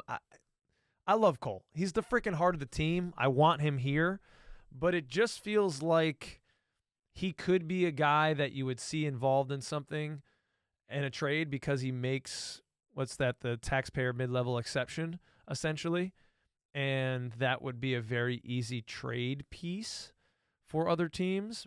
But I hope that doesn't happen, man. I hope Cole finds that consistency. He does things, he brings great things in certain games as a role player. He had a big putback in the playoffs and played some decent minutes. But he really needs to just be consistent with his shooting, man. And he hasn't found that. He's found spurts of it, times in the season, but hasn't really put it all together just yet. Well, look, his numbers went down this year because he played less minutes. I mean, that's just that simple. No, he didn't start one valid. game this season, yet he appeared in 81. I mean, I love that he's always there, and I like that he's kind of taken that role on of, hey, I'm the bench spark, and he brings it more often than not. And for the cost he's getting, I like him being on our roster, but the point you just made is fantastic, and I can't believe I haven't made it yet because I've been thinking it all week when we're getting ready for the show. If your last name's not Banchero, Wagner, or Suggs, and people are calling to ask about trades, you have to consider them if it includes anybody that aren't those guys. You have to think about it, right? Right. I don't like it because I want Cole Anthony on this team. I'm giving him the yellow light, but it's like an early yellow light that you know you can make it through. Like, you're going to get through this fine. You see the yellow light, but you say, screw it, I'm going through. I'm going to be fine. That's where I'm at there because I love Cole as part of this team. I feel like he's part of the culture. Yes. It's hard to put a price on that. But when you can get that price as the price he is, I like it. Because he knows that he's on the bench. He knows his role, what his role is. He is capable of filling it up. I think next year will be much better for him with a full season of knowing this is my bench spark role. And look, this is 11.6 points off the bench when you're only averaging, 22 minutes a game. Yeah. It's pretty good. I mean, I don't hate it. It's not nothing. He's going to fight for boards. You know he's going to fight for boards. He loves the board. Oh, yeah. And look, that is a position that we could upgrade when it becomes time to say, hey, are we an NBA Finals team? Right. And does that upgrade either another person, or is it because Cole Anthony is fucking really awesome at doing it now? Yes. But we don't have to make that determination this year. That's true. He's here for me. I love me some Cole Anthony. Yeah, that's a great point that the Magic priorities don't necessarily this year have to eliminate or even mess with Cole Anthony's role on this team. We can bring in pieces that would have no effect. So there's time. There's a little bit of time. There's gonna be some shakeup in this roster. If you're not ready for that, start preparing. There's gonna be some shakeup. Some guys you like aren't gonna be back on this team. Hopefully Cole Anthony is one of them that comes back because he is a good culture guy. And it would make it easier for me to miss some of the other pieces that are going to be leaving, as long as Cole is one of the ones that does not. But if the right deal comes down the pipe, I think even Cole Anthony would take the deal. Max, come on, Cole. Max, come on, Cole. All right. I hope those facts stay in Orlando. Love to go see Cole. All right, Peach, what do we got next? Looks like it's Markelle Fultz. It's your guy. Do you want to lead, or do you want to? Okay, so I'll lead by bringing out. No, I won't. I have a post here, but I didn't load it up. Unfortunately, I think it's one of the only things I forgot to do. It's a post from B2G, and he's saying I've already read a few articles on Orlando needing a point guard that can go north to south. When Markelle showed this multiple times on an apparently dodgy knee. Just need Markelle to heal and come back 100%. Yes. 100% true yes. 100% true yes. Markelle back at 100%, he can do that. However, this next post is also 100% accurate, and the Ghost of Gert writes, I get the sentiment, but it would probably be unwise to put any reliance on a guy who averages 33 games a year over 7 seasons. Deep bench role player? Fine. Starter or primary backup? Too disruptive. Agree. Ghost of Geert is one of my favorite Twitter. Whenever I read something on Twitter that makes no sense to me, yes, usually he has posted something that does make sense right underneath it. And I don't know if I've ever given him that shout out on this show, but I want to make sure he gets it because he is keeping it real in the Twitter community. And this is another one of those times where he's doing it because that is the exact point you need to make. You cannot think about the highlight times or the possibilities of what Markelle Fultz could be. The fact is he's not been that person. Right? Yes. And he's not been that healthy person. And we're not going to get healthy Markelle Fultz anymore. No. That healthy Markelle Fultz might have played his last game for the Washington Huskies. And that's sad, and it's too bad, but we can't keep hoping on that and keeping a roster spot and keep thinking he's the leading point guard for us. Does he have the talent? Yep, sure does. He was a number 1 overall pick for that reason. But he can't seem to be there or be on the court enough to make it work. And it's screwed up his game because he sometimes comes in over here, he comes in over there, he gets minutes there. And it's like, I would love it for him to be able to go somewhere, get regular minutes, and maybe straighten things out, become a comeback player of the year type dude if he's healthy. I just don't think he's going to be able to do it with us now because we're starting to get a little crowded and we don't have all those minutes to give. So for me, I've got the red out on Markel. I think I'm done with the Markel experiment. Fun while it lasted. He seems like a great guy, and I wish him well, but I don't think he can be part of us going into the second round or further in the playoffs as a guy we can count on. I think we can fill that roster spot. Peace. It is with deep sadness that I must also be the crossing guard after school gets out and hold up a red stop sign. It was just feels like bad luck again for Markel this past year. At the end of last season, all the juju was feeling like it was going in the right way. You saw Markel doing everything in his bag. He was shooting threes with a high release. It looked fantastic. He was getting to his kill spots. Everything was going well. He can always shake people and get to the hoop. But again this year, riddled by injuries, and what was a hopeful end just took kind of the stomach out of a lot of Markel fans, stands out there like myself, because you want to rock with the guy, but there's only so long of a runway. And as you said, Peach, we're getting into this area now where there's not the playing time. Ghost of Gert says deep bench role player, fine. I guess. But is that really, that's not really the maximized Markel Fultz, you know? Is that the third guard? Yeah, okay, if he really wants to accept that role, but Markel to be effective needs to be high usage and with the ball so he can draw opponents, because even though he hasn't been able to shoot, he still sucks in defenders for some reason. He's like a magnet when he gets into the lane. And so that is valuable. That is valuable. I just don't know with the young guards like Anthony Black that you want to develop. We just talked about Cole. He's still here. Jalen Suggs. Those are your three guys under contract. We already have Paulo and Franz who handle the ball a lot. I just don't know that even the deep bench role player is a realistic thing for Markel on this team right now.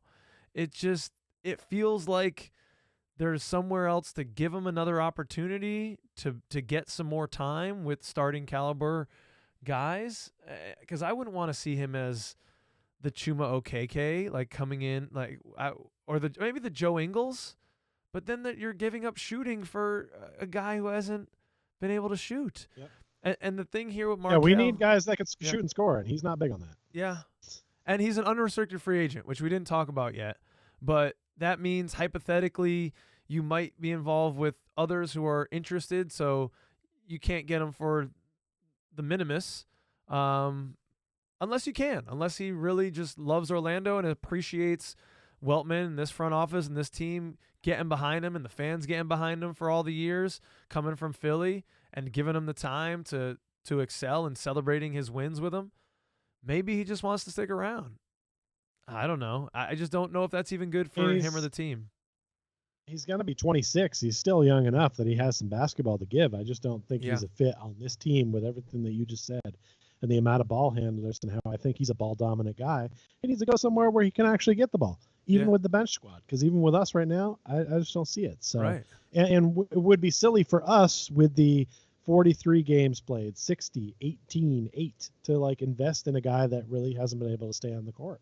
That's just the facts of life. So, I mean, it's the sad facts of life, though, Pish. I don't want to admit those facts of life. You know what? I got to tell you, I'm taking the whole. I don't know Markel personally. I do wish him the best. I think it would be best for him to go play somewhere else. Yeah, I'm happy to see him go because it means we're going to fill the spot with somebody who's going to play and has the potential to be better. I know who Markel is now. We've seen him. Yeah. Right. And I know that like we need somebody better that's going to show up more often. Right. And produce. So. Here's what it is. There was the highs of the end of last season, and there's that kind of potential in there, but the cost benefit analysis, now that we've seen year after year, you just can't keep doing it as an organization. So I feel like it is time where Markel and the Magic part ways, but maybe not. Maybe there's a Cinderella story here that I'm missing, and I hope I am. All right, Peach. Another guy who has spent a lot of time in street clothes with Markel over the past couple of years, but not this year as much. Jonathan Isaac. A defensive force. He is, climbing the ranks as most block shots in Magic history. Again, for Magic player history, he's 9th right now. Just a defensive disruptor. He is certainly one of those guys that can defend 1 through 5, although he did get exposed a little bit in the Cavs series. I don't think he was impactful as we've seen him at times. But again, he has 1 more year in his contract, $17.4 million. Shutting down Garland pretty good when he would be out there. Yeah. No, he did some good things. I mean, he's a great defender. He's generational type talent on the defensive side of the ball. We saw some good things on the offensive side of the ball too. He shot the rock well from beyond the arc, 37.5%, only 2 attempts, but it was there, even though his knees caving in on themselves. That doesn't make me feel good, but they go in, man. His shot is really good. We saw him a couple times towards the end of the season doing the turnaround baseline fadeaway, which he likes that shot a lot. If he can consistently hit those and be a guy from 3, couple more attempts, we're starting to see what minutes do we have here? Minutes per game, 15.8 minutes per game on average through the season. They definitely tick that up toward the ends of the year. How are you feeling? I think we pick up this contract, right? $17.4 million, 12% of the salary cap. I don't love how much he's getting paid for the little amount that he's out there. Yeah. But if next season he's played at least 70 games and his minutes are our starter minutes, then I'm cool with it. Yeah. So, I mean, look, it's going to be nothing but yellow light for me with John Isaac probably for a long time. So, yeah. If I need to check in on the light, it's going to be always yellow because there's always going to be caution. Right. But I loved when I saw when he was out there this year. His defense is amazing, and his shot started to look real good. I wish he'd follow it a little bit more because, for a big guy who should be rebounding, if you shoot, you kind of usually know, it's going off left or it's going off right. You got the best chance to get that board, and he doesn't seem to want to really do that. And I don't love that. But in an ideal world at this point, because of the cap, I say keep him. But I still feel like if somebody's super interested in John Isaac and wants to trade for him in the offseason, you've got to listen, right? He's one of the only guys that has a ton of value on our team. A lot of because value. We only have him for 1 more year. Right. And other teams would be like, well, if we can get him to sign and have him come over, we'll use him. Because look, if him at his, we just kind of talked about this with Markel, right? Like if I get a John Isaac at his best, 100% best, there's no way I don't want him on this team. But the problem is we don't always get that, and we don't always get it for enough games to make a difference. I need him to be in that starting lineup. I need him to become that guy. He definitely has the talent there. I need to see the durability now. I need him to be able to play for me to really feel confident. But if somebody offers the right deal and John Isaac's involved, pull that trigger. Let's stop guessing with this guy. That's the way I feel. I know you probably feel much differently, but I'm sorry. I'm just sick of the guessing game with this guy. And I want more things I know. Yes. And but I'd love for him to be in that starting lineup and become a guy that, just a defensive player of the year candidate, play enough games to qualify, be there, do that. That's what he needs. Yeah, you're right. I probably should be cautioned, but no, I'm pressing the gas, baby. I'm pressing the gas, Peach. I've fallen for it again. Yeah, my estranged father has returned from what he says was an adventure in Madagascar, but he's brought me cool pictures and toys, and so I'm all the way back, baby. He's making 17.4, as I said. I sneakily see an extension here this summer, Peach, from Weltman. I think he just loves Jonathan Isaac, and he's just going to, sneak under and try to get J.I. to sign at like 10% of the cap and just have this this defensive, get him under this contract because we just paid you, bro, we just paid you for 2 years where you didn't play. You got $34 million. So you owe us 2 years. Yeah, bro. let's say we meet at $10 million. Let's give you a Wendell Carter Jr. contract and see what happens. I don't think he'd go that low, but I don't think that's unrealistic. You know, J.I.'s got his fellowship, his community, his spiritual community down in Orlando. That's important to him. Colt. Faith, family, and freedom. So, like, he's there. So if that's what, that's important. So Yep. I think that might happen, man. I smell a That's sneaky a good point. extension here. That's a We'll good see. point. That you're making a good point there, where they feel like, oh, let's get him in, but definitely for less money. It's got to be for less. Yeah. But Will I he still agree to feel that, like though? there's Or gonna will be his some- agent agree to that? Because the potential Right. is worth significantly more than that. And if he has another healthy season in 24-25 and plays those games that you want to see him do, then all of a sudden this guy that's at $17 million is going to be commanding 25 to 30. Yeah, like it's going to get different. Well, it's a risk you take, but you know what? The Magic have been taking risks with this guy by waiting for him for this long. Yeah. What's one more season of risk? But your idea makes more sense, where you lock him up for a short-term deal for less, and just to see how committed he is to this, which I think he probably is pretty committed, because Yeah. they stood by him through all this. Right. So I think it's only fair. But if he breaks out to become Defensive Player of the Year, a fringe All-Star, then by the year's end, it would be harder to re-sign him. But that's a good problem to have. Right. I'd be fine with that. But you know what? Don't listen to me, because I said the same thing about Markelle Fultz last year. I said you get him before everyone sees, and then he was injured. So maybe Weltman takes more your path and is like, J.I., we love you, but you got to prove it, man. One more year, and then we'll pay you. And he's going to run that risk. We'll see. It'll be interesting. Okay, Peach, let's speed these up, because we're getting now towards end of bench guys. Ingles here next for me. I mean, there's such little on the salary cap for next year that I guess if you really wanted to do it, you could. But I'm like very much in a yellow holding pattern with Joe Ingles.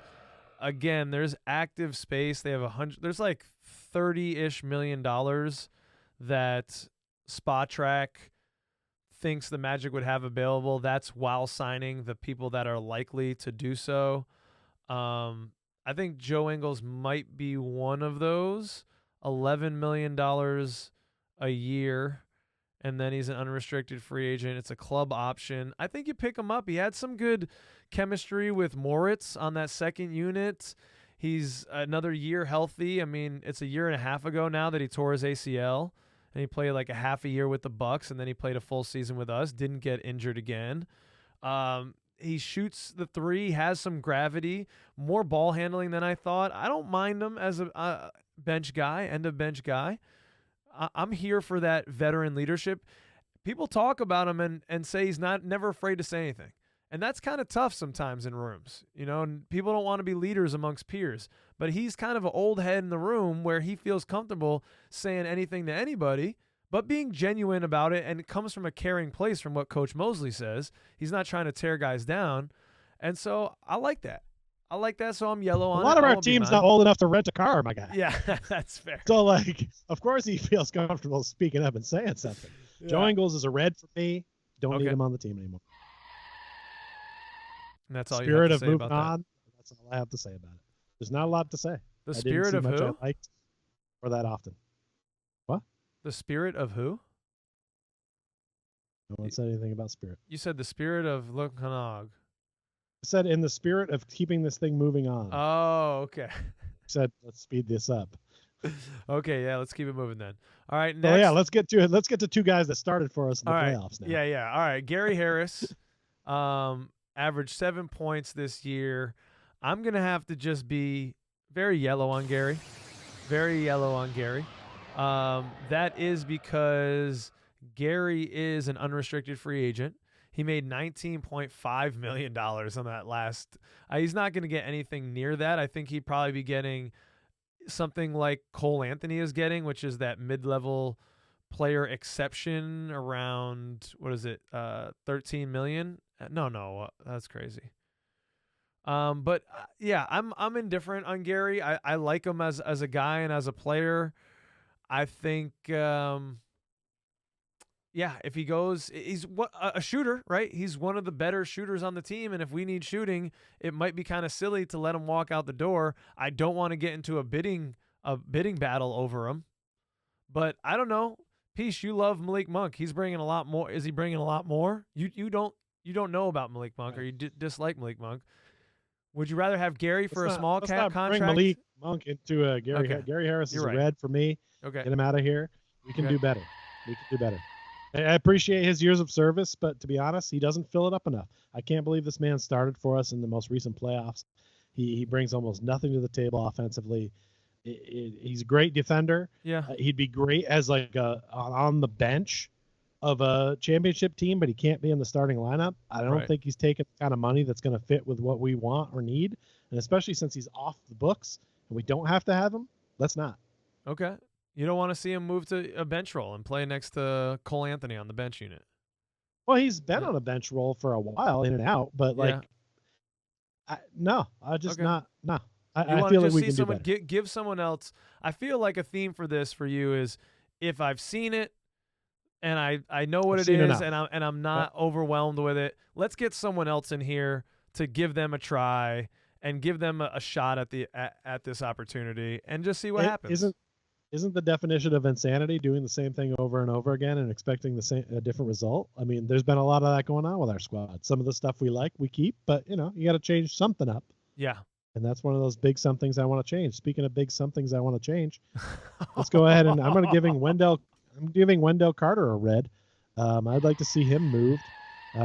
If he remains with the team, he needs to be the bench guy. I want to see him and Isaac swapped long term if he's Yep. got to stay on the team, because I know he's got the very team friendly deal, Yes. which is the only reason I wouldn't be red on him. But as far as him as a player, he's peaked. I know who he is. I know he's capable of playing well. But a lot of times I'm just yelling, Wendell! Like more than anybody else's name. He pisses me off, and I'm kind of sick of watching it. I'd be more comfortable if he came off the bench and I had less minutes from him. But ultimately, I think we can upgrade that position. And I think there's enough value there because of the contract that somebody might be interested. So, Yep. Oh no, I think he'll definitely have some suitors. This is crazy. Trust. This is Peach. There was a segment maybe a year ago now, a couple years ago, where you had, I think, Wendell Carter Jr. sneaking in as who was going to be our first All-Star. I think that was before we drafted Paulo. But you saw It was. that's the potential you saw in this guy, and I think that's why Good. you're so hurt right now, because he didn't come anywhere near that. Yeah, he doesn't seem to be getting better. He seems to be a mid-level big man, which is good. Yes. He's a pretty good shooter for an outside guy, but he's a little undersized to be playing that 5. But I Mhm. feel like that's where he wants to play. And he's Right. not an excellent enough shooter to really be that stretch 4. I mean, his percentages are good, but Yeah. how often is he actually out there doing it? Right. So he doesn't fit this team that well at this point. And honestly, part of my anger is I get mad because I'm like, if I'm in this guy's body, this guy's a fucking NBA All-Star next year for sure, because he's 6'8", but he's not. He's soft. He's very soft. Oh, He doesn't seem like he's trying as hard for rebounds. Sometimes he lets the guy that's like 6'11" or any bigger just pushes him around, and it's like, no, you're big and muscular. Get in there. Charles Barkley wasn't a big guy, but he was the round mound to goddamn rebound. And this guy's not. Like, when he is shooting outside, he's another guy, doesn't follow that shot. I watched him on a couple of plays in the playoffs that I wish we had the technology where I could be like Kenny Smith and run to the screen to show you. You'll We're run like, to your refrigerator and yeah, he's set up in the corner. He doesn't get the ball. Somebody else shoots up a 3. And instead of getting back on defense, which, I don't prefer love you that. go for the rebound, Yeah. but if you go back on defense, at least you're doing the other thing. Those are your two things. Yeah. You either go for the rebound or you get back on defense. There was at least several plays where he just kind of hangs out just inside the 3-point line watching the ball bounce and not doing anything. It's like, hey, bro, I need you to be hungry right now because this is the playoffs. I need you to either go get that board or get your fat ass back on D. It's not Wow. fat ass. Sorry, I'm just talking. I'm not. You're a It's little like- upset. because I see things and it's like this beautiful package, right? It's like getting a car that like has this beautiful outside, but the engine inside is just not as big and V6 as it needs to be powerful and get through the yellow lights to keep moving on this team. So that's why you stay behind Wow. for me. Red light for Wendell. I know. Yeah, I'm sorry. I'm just not feeling it unless That's- he has way less of a role in the squad, Well, which I think will be it going forward. I'm yellow on it, Peach, because I think that Weltman and his big brain saw the role on this team, and that's why he's paid as such right now as a backup center. And I think that ultimately could be his role with this team, and he'd be fantastic as your backup big, because even though we want him to do more big man shit, he is really, he's solid positionally, and he's great at the nail, in the dribble handoffs with the screens. He sets really good screens with Paulo and both Franz, and that game is really nice. I think he has more there than J.I. or Goga, who we've seen on the team. But I'm thinking the center option is somewhere outside of here, and Wendell goes into that role as the backup big. It's just, injuries. I have a little bit more sympathy for the man with plantar fasciitis, because I think I'm developing a slight case, man, for the first time in my life. It's in the foot, and it is not pleasant. Yes, I have it too. You stretch it out. You got to stretch it. Right. It doesn't stop you from playing games. No. But it stopped him. I mean, something positive on Wendell. I'd like to see him land on a team like, and not in this case because that would go against us, but if he plays alongside Embiid with the Sixers and he doesn't have to be the center, he could be nice, right? Like for some team that needs that like secondary look what the Cavs have with Jared Allen and Evan Mobley, right? Yeah. Like, it allows Mobley to be that stretch four because they have that five. He needs to be that stretch four somewhere on a team that's got an established five that you don't have to worry about it. It's not that he doesn't have some talent in there. He's not using it effectively. I wish somebody would like give him a serious pep talk to be like, get the fuck out there and play basketball. Play hard. It's the fucking playoffs. I don't think you'll be alone in that take, Peach. Second Cousins might let us know in the comments. How are you feeling on Wendell Carter? What would you give him? All right, that's been traffic. Oh, no, it's not been traffic light. We got now the kind of the bench mob guys, the end of the bench guys. It's a little disrespectful to Goga. It's a little disrespectful to Goga. It is, because I do feel like Goga is a good, serviceable, solid five backup big, but he just didn't have the spot to get minutes on our team. Yeah. I think you toss if I was doing this, going back to the NBA on TNT squad, I'd go ahead and I'd make a boat for all these fellas. Yeah. I'd let Admiral be the captain, of course, because it's his namesake, and then Kevon Travelin and Chumo KK can join Goga on this boat, and they can just sail off into wherever it is that players go. That's a lot of roster spots right there. Right. That's a lot of roster spots that aren't really contributing or doing anything. And when you've got Anthony Black and Jet, whatever it is. Yeah, Jet Howard. Howard. Then you've got two young guys that you kind of need to be able to get some playing time. You can't waste their possible playing time by having these five guys on there, but you'd like to put some five guys on there that have the ability to make this team or to play in the games, to push those guys, to see if Jet Howard's going to be that outside shooter, to see if Cole Anthony's our best scorer off the bench. I want there to be more challenge for those guys. So I'd like to see us bring in some dudes who are pretty traveled vets that like might not even play, almost like a Joe Ingles styles, but like better than Joe Ingles. Yeah. To kind of be those bench dudes that can talk, and then if someone gets injured, boom, they're now on the bench squad and they're out there getting minutes. I just feel like we can do better with our bench. I feel like we've always kind of known that. Yes. It's time to move on this. And I love Admiral. I know you're a big Chuma fan. I love me some Goga. I don't really know Traveling that well, and I love what I saw from Kevon Harris in the limited minutes he did get. But it's time to move forward and move up. And when you're upgrading stuff, you can't just worry about the starters. You got to worry about who are the guys that are practicing against those starters and practicing against those bench guys. And I want to see a little more. That's fair. I think to your main point about this, Peach, there's going to be shakeup, right? This is all these guys. I'm counting also Markel's unrestricted, Gary's unrestricted, Chuma, Admiral, Kevon, Trevlin, all restricted free agents, Goga, and Sindarius Thornwell, who, if you know who that man is, I missed that one. Orlando Magic HQ, where was the post about that? It probably exists, actually. Is he from Florida State? I don't know. It's so vague. But he's an unrestricted free agent. All of those guys, that's, 8 spots right there? That's half of a basketball team. That's gone, like, very easily. And you could see all of those guys not coming back. That is a lot of shakeup. But I think it might be a little bit too much shakeup, which is why I do think Ingles is back. I wouldn't be surprised or hate it if I saw Goga back from this group on, a pretty team-friendly deal. Just because, hey, if your only other big is Wendell and Moritz has been reliable, but hey, we hope we're not going in with Wendell as the only big, but we've seen how that works. And Goga did well in his minutes. He played. There was definitely some more trepidation from the opponents coming into the paint. I like that. So I agree with you about the boat, but I'm just going to, at the last minute, say, hey, Goga, come with me. I have a conversation with you over here. And then just kind of push the boat off as the other guys are getting in there. Hey, Goga, stand by the lifeboat. And yeah. When they get a little LC, just come on back. Yeah. So that, I mean, look, I may have been a little harsh there. I realize most of these guys could even be back, to be honest. Yeah. But like, that's just like what I would do if I'm playing the video game and I'm building the roster. That's what I'm looking for.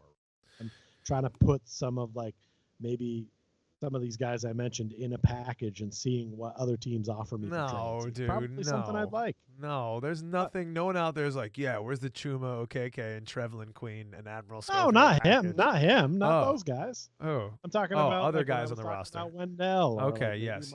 All right. Okay. Some of those guys. Yeah, at this point, the end of bench guys, let's give someone else. Let's give some two-way G Leaguers. Let's see some different guys in here. Let's see what happens. Give them a shake.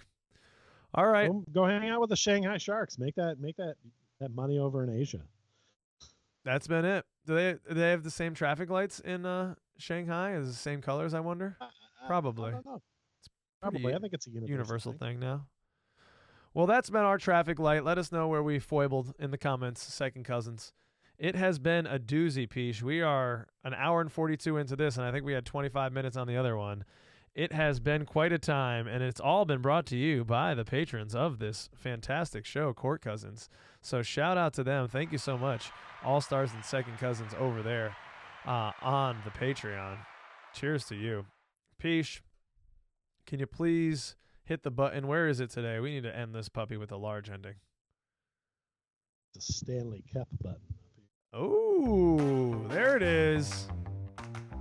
Peace, you're up first. Speaking of the Stanley Cup, this is maybe a lot for you to think of, so I'm glad it was sitting there. Hopefully you got some ready. Okay. We have not really gone through the NBA or the NHL to predict who we wanted to. I mean, I've done it on my own, but we haven't talked about it in the show. So where are you at for the I'll start with the NBA first and then the NHL. Like, where are you at? And obviously, I know you've got more expertise with the NBA. Yeah. Well, I mean, if we're talking heartstrings, I think actually, you know what? The Celtics, I did spend some time living in Boston, so the Celtics are my B team. But this year, my heartstrings tell me the Knicks. Chris is living here, and he's a big Knicks fan, so I've been watching the most of their games. They've got a lovable team, man. You love Josh Hart, Jalen Brunson, Dante DiVincenzo. Those guys are the Villanova awesome. Wildcats. Right, the Villanova Wildcats. You hate Isaiah Hartenstein, who should be a target for the Orlando Magic. You're a coward still because you didn't play for Deutschland. Although he is from America, so that probably, that for you, Peach, you wouldn't actually want him playing for Deutschland. But he could if he wants to, because has the heritage, I guess. But then I'm also rooting for the Stars, of course, dude. Like, that's who I want to win. If you're asking me my pick, hey, man, I can't pick against the Denver Nuggets. They're the champs, and I have no idea about what happens in hockey, so I'm just going to stay with the Stars with that one. You told me they were the Western Conference champs last year or something? Well, they had the second best record in the NHL, so it's not a terrible pick. All right, there we go. That's what I'm doing. So, I mean, you've been there, Peach. So my large ending question now for you is, what's it been like in there, man? They got down, and they come back, and they win that first playoff series, and now they're in the second round, correct? And so is it madness in there? Is the energy up? Is it violent? Madness because the Mavericks are also doing well. Yes. So it's, I mean, I would hate to be working down at that American Airlines Center right now. Oh, shit. They're cramming in concerts in between all these games. Holy crap. It's been crazy. Part of what's made it nuts for us is that they're having a lot of games for us be late because we're considered West, right. So that they play that first game at 7 for you on the East Coast, and then they want to play the next game at like 9:30. Right. But for us, that's like an 8:30 or 9 o'clock drop time or tip off. And a lot of people get pissed because then they're not home until well after midnight. Right. And it makes for a long week. So, boy, I caught up on sleep the other day because two late games and early start times at work did make it tough. But it's been pretty cool. You know, the Rangers won the World Series. So that was the last championship that's been handed out. And we've got 2 teams still fighting for it here. So, yeah, it's been pretty nuts. But it's Dallas fun. is lit right now, I bet. It's popping. These 2 gentlemen right here in this picture. Yes. One of them is named Rowdy Tellez. He plays first base for the Milwaukee Brewers. I'm not sure the other man's name. These men are athletes. You agree with that sentiment? Yeah, this was a great post from you, Peach. John Kruk walked so they could walk slower. It needs to get more pub. I liked it. As you can see, this is the etiquette. You're supposed to like it before you take the photo, Peach. Okay, all right. This is, I mean, only in baseball, right? That's what makes it a great game. The greatest of all time, arguably, Babe Ruth, was a portly man who enjoyed a Stoke. And that's just something about baseball. You just go out to the park, watch a couple fatties hit a ball around, have some dogs, you know, and it's a good time. I'm here for it. Well, the players are obviously having those too. Yeah, I mean, yeah. Well, that's how you like it. You want to be. I gotta say this.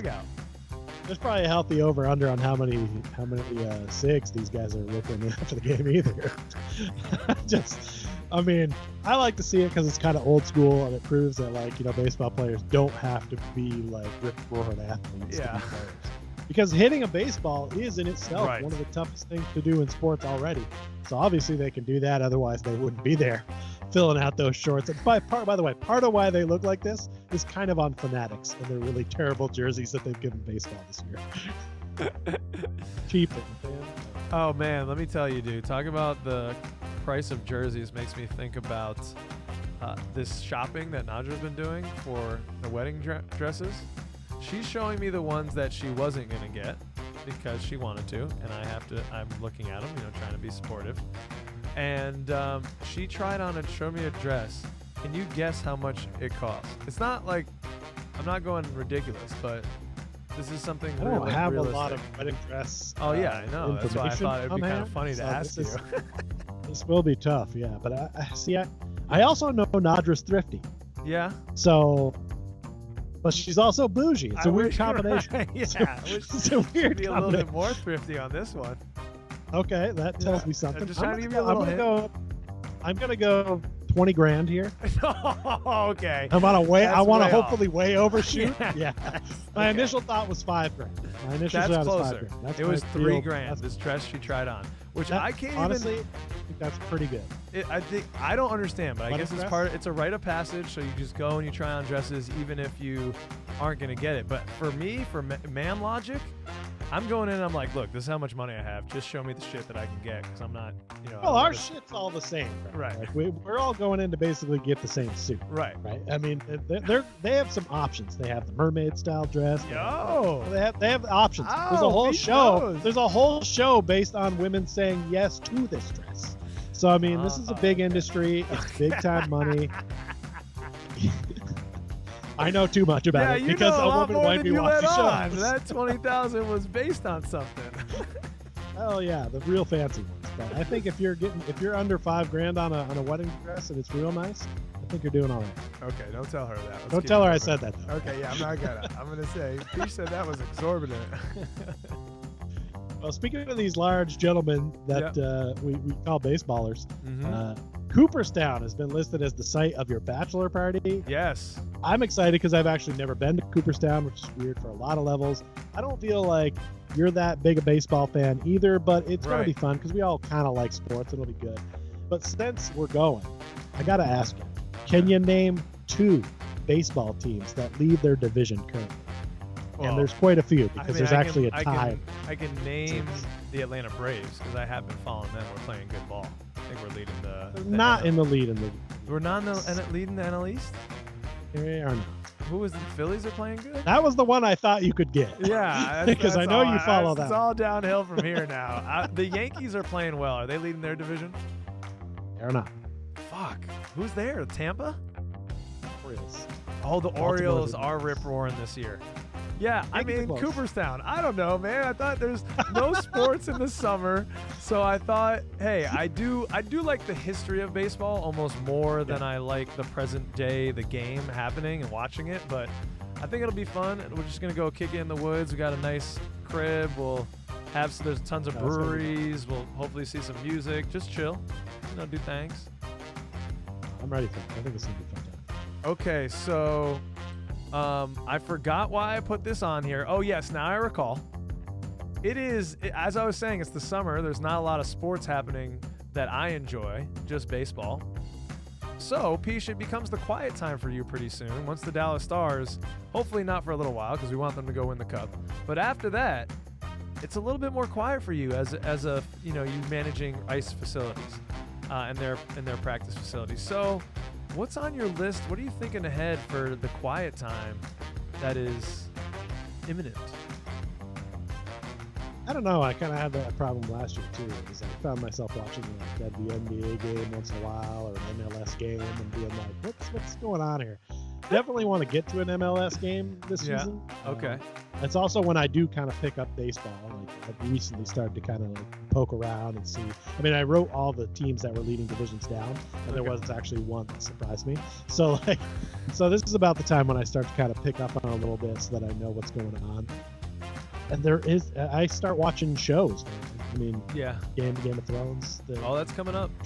Dragon Battle's coming back. I mean, we got a new Star Wars coming out soon. Yes, so Acolyte. Kind of fill my void with that. And I'm really into all the card selling and stuff like that. So that kind of gets me too. And I like doing baseball sales because I'm not that huge into baseball, so I don't find myself buying stuff for me.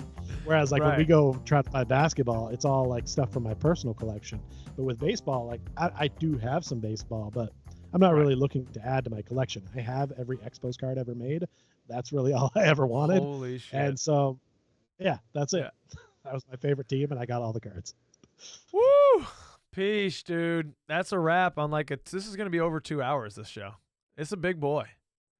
But we're going to cut it up for people that want to. It's a whole season we had to talk about. Yeah. I mean, it was 82 games, plus we made the playoffs. I mean, we owed this show more. The boys left it out there, so we had to too, Second Cousins. I hope you enjoyed. If you listened from beginning to end, damn, you are the real ones. You're the real Second Cousins.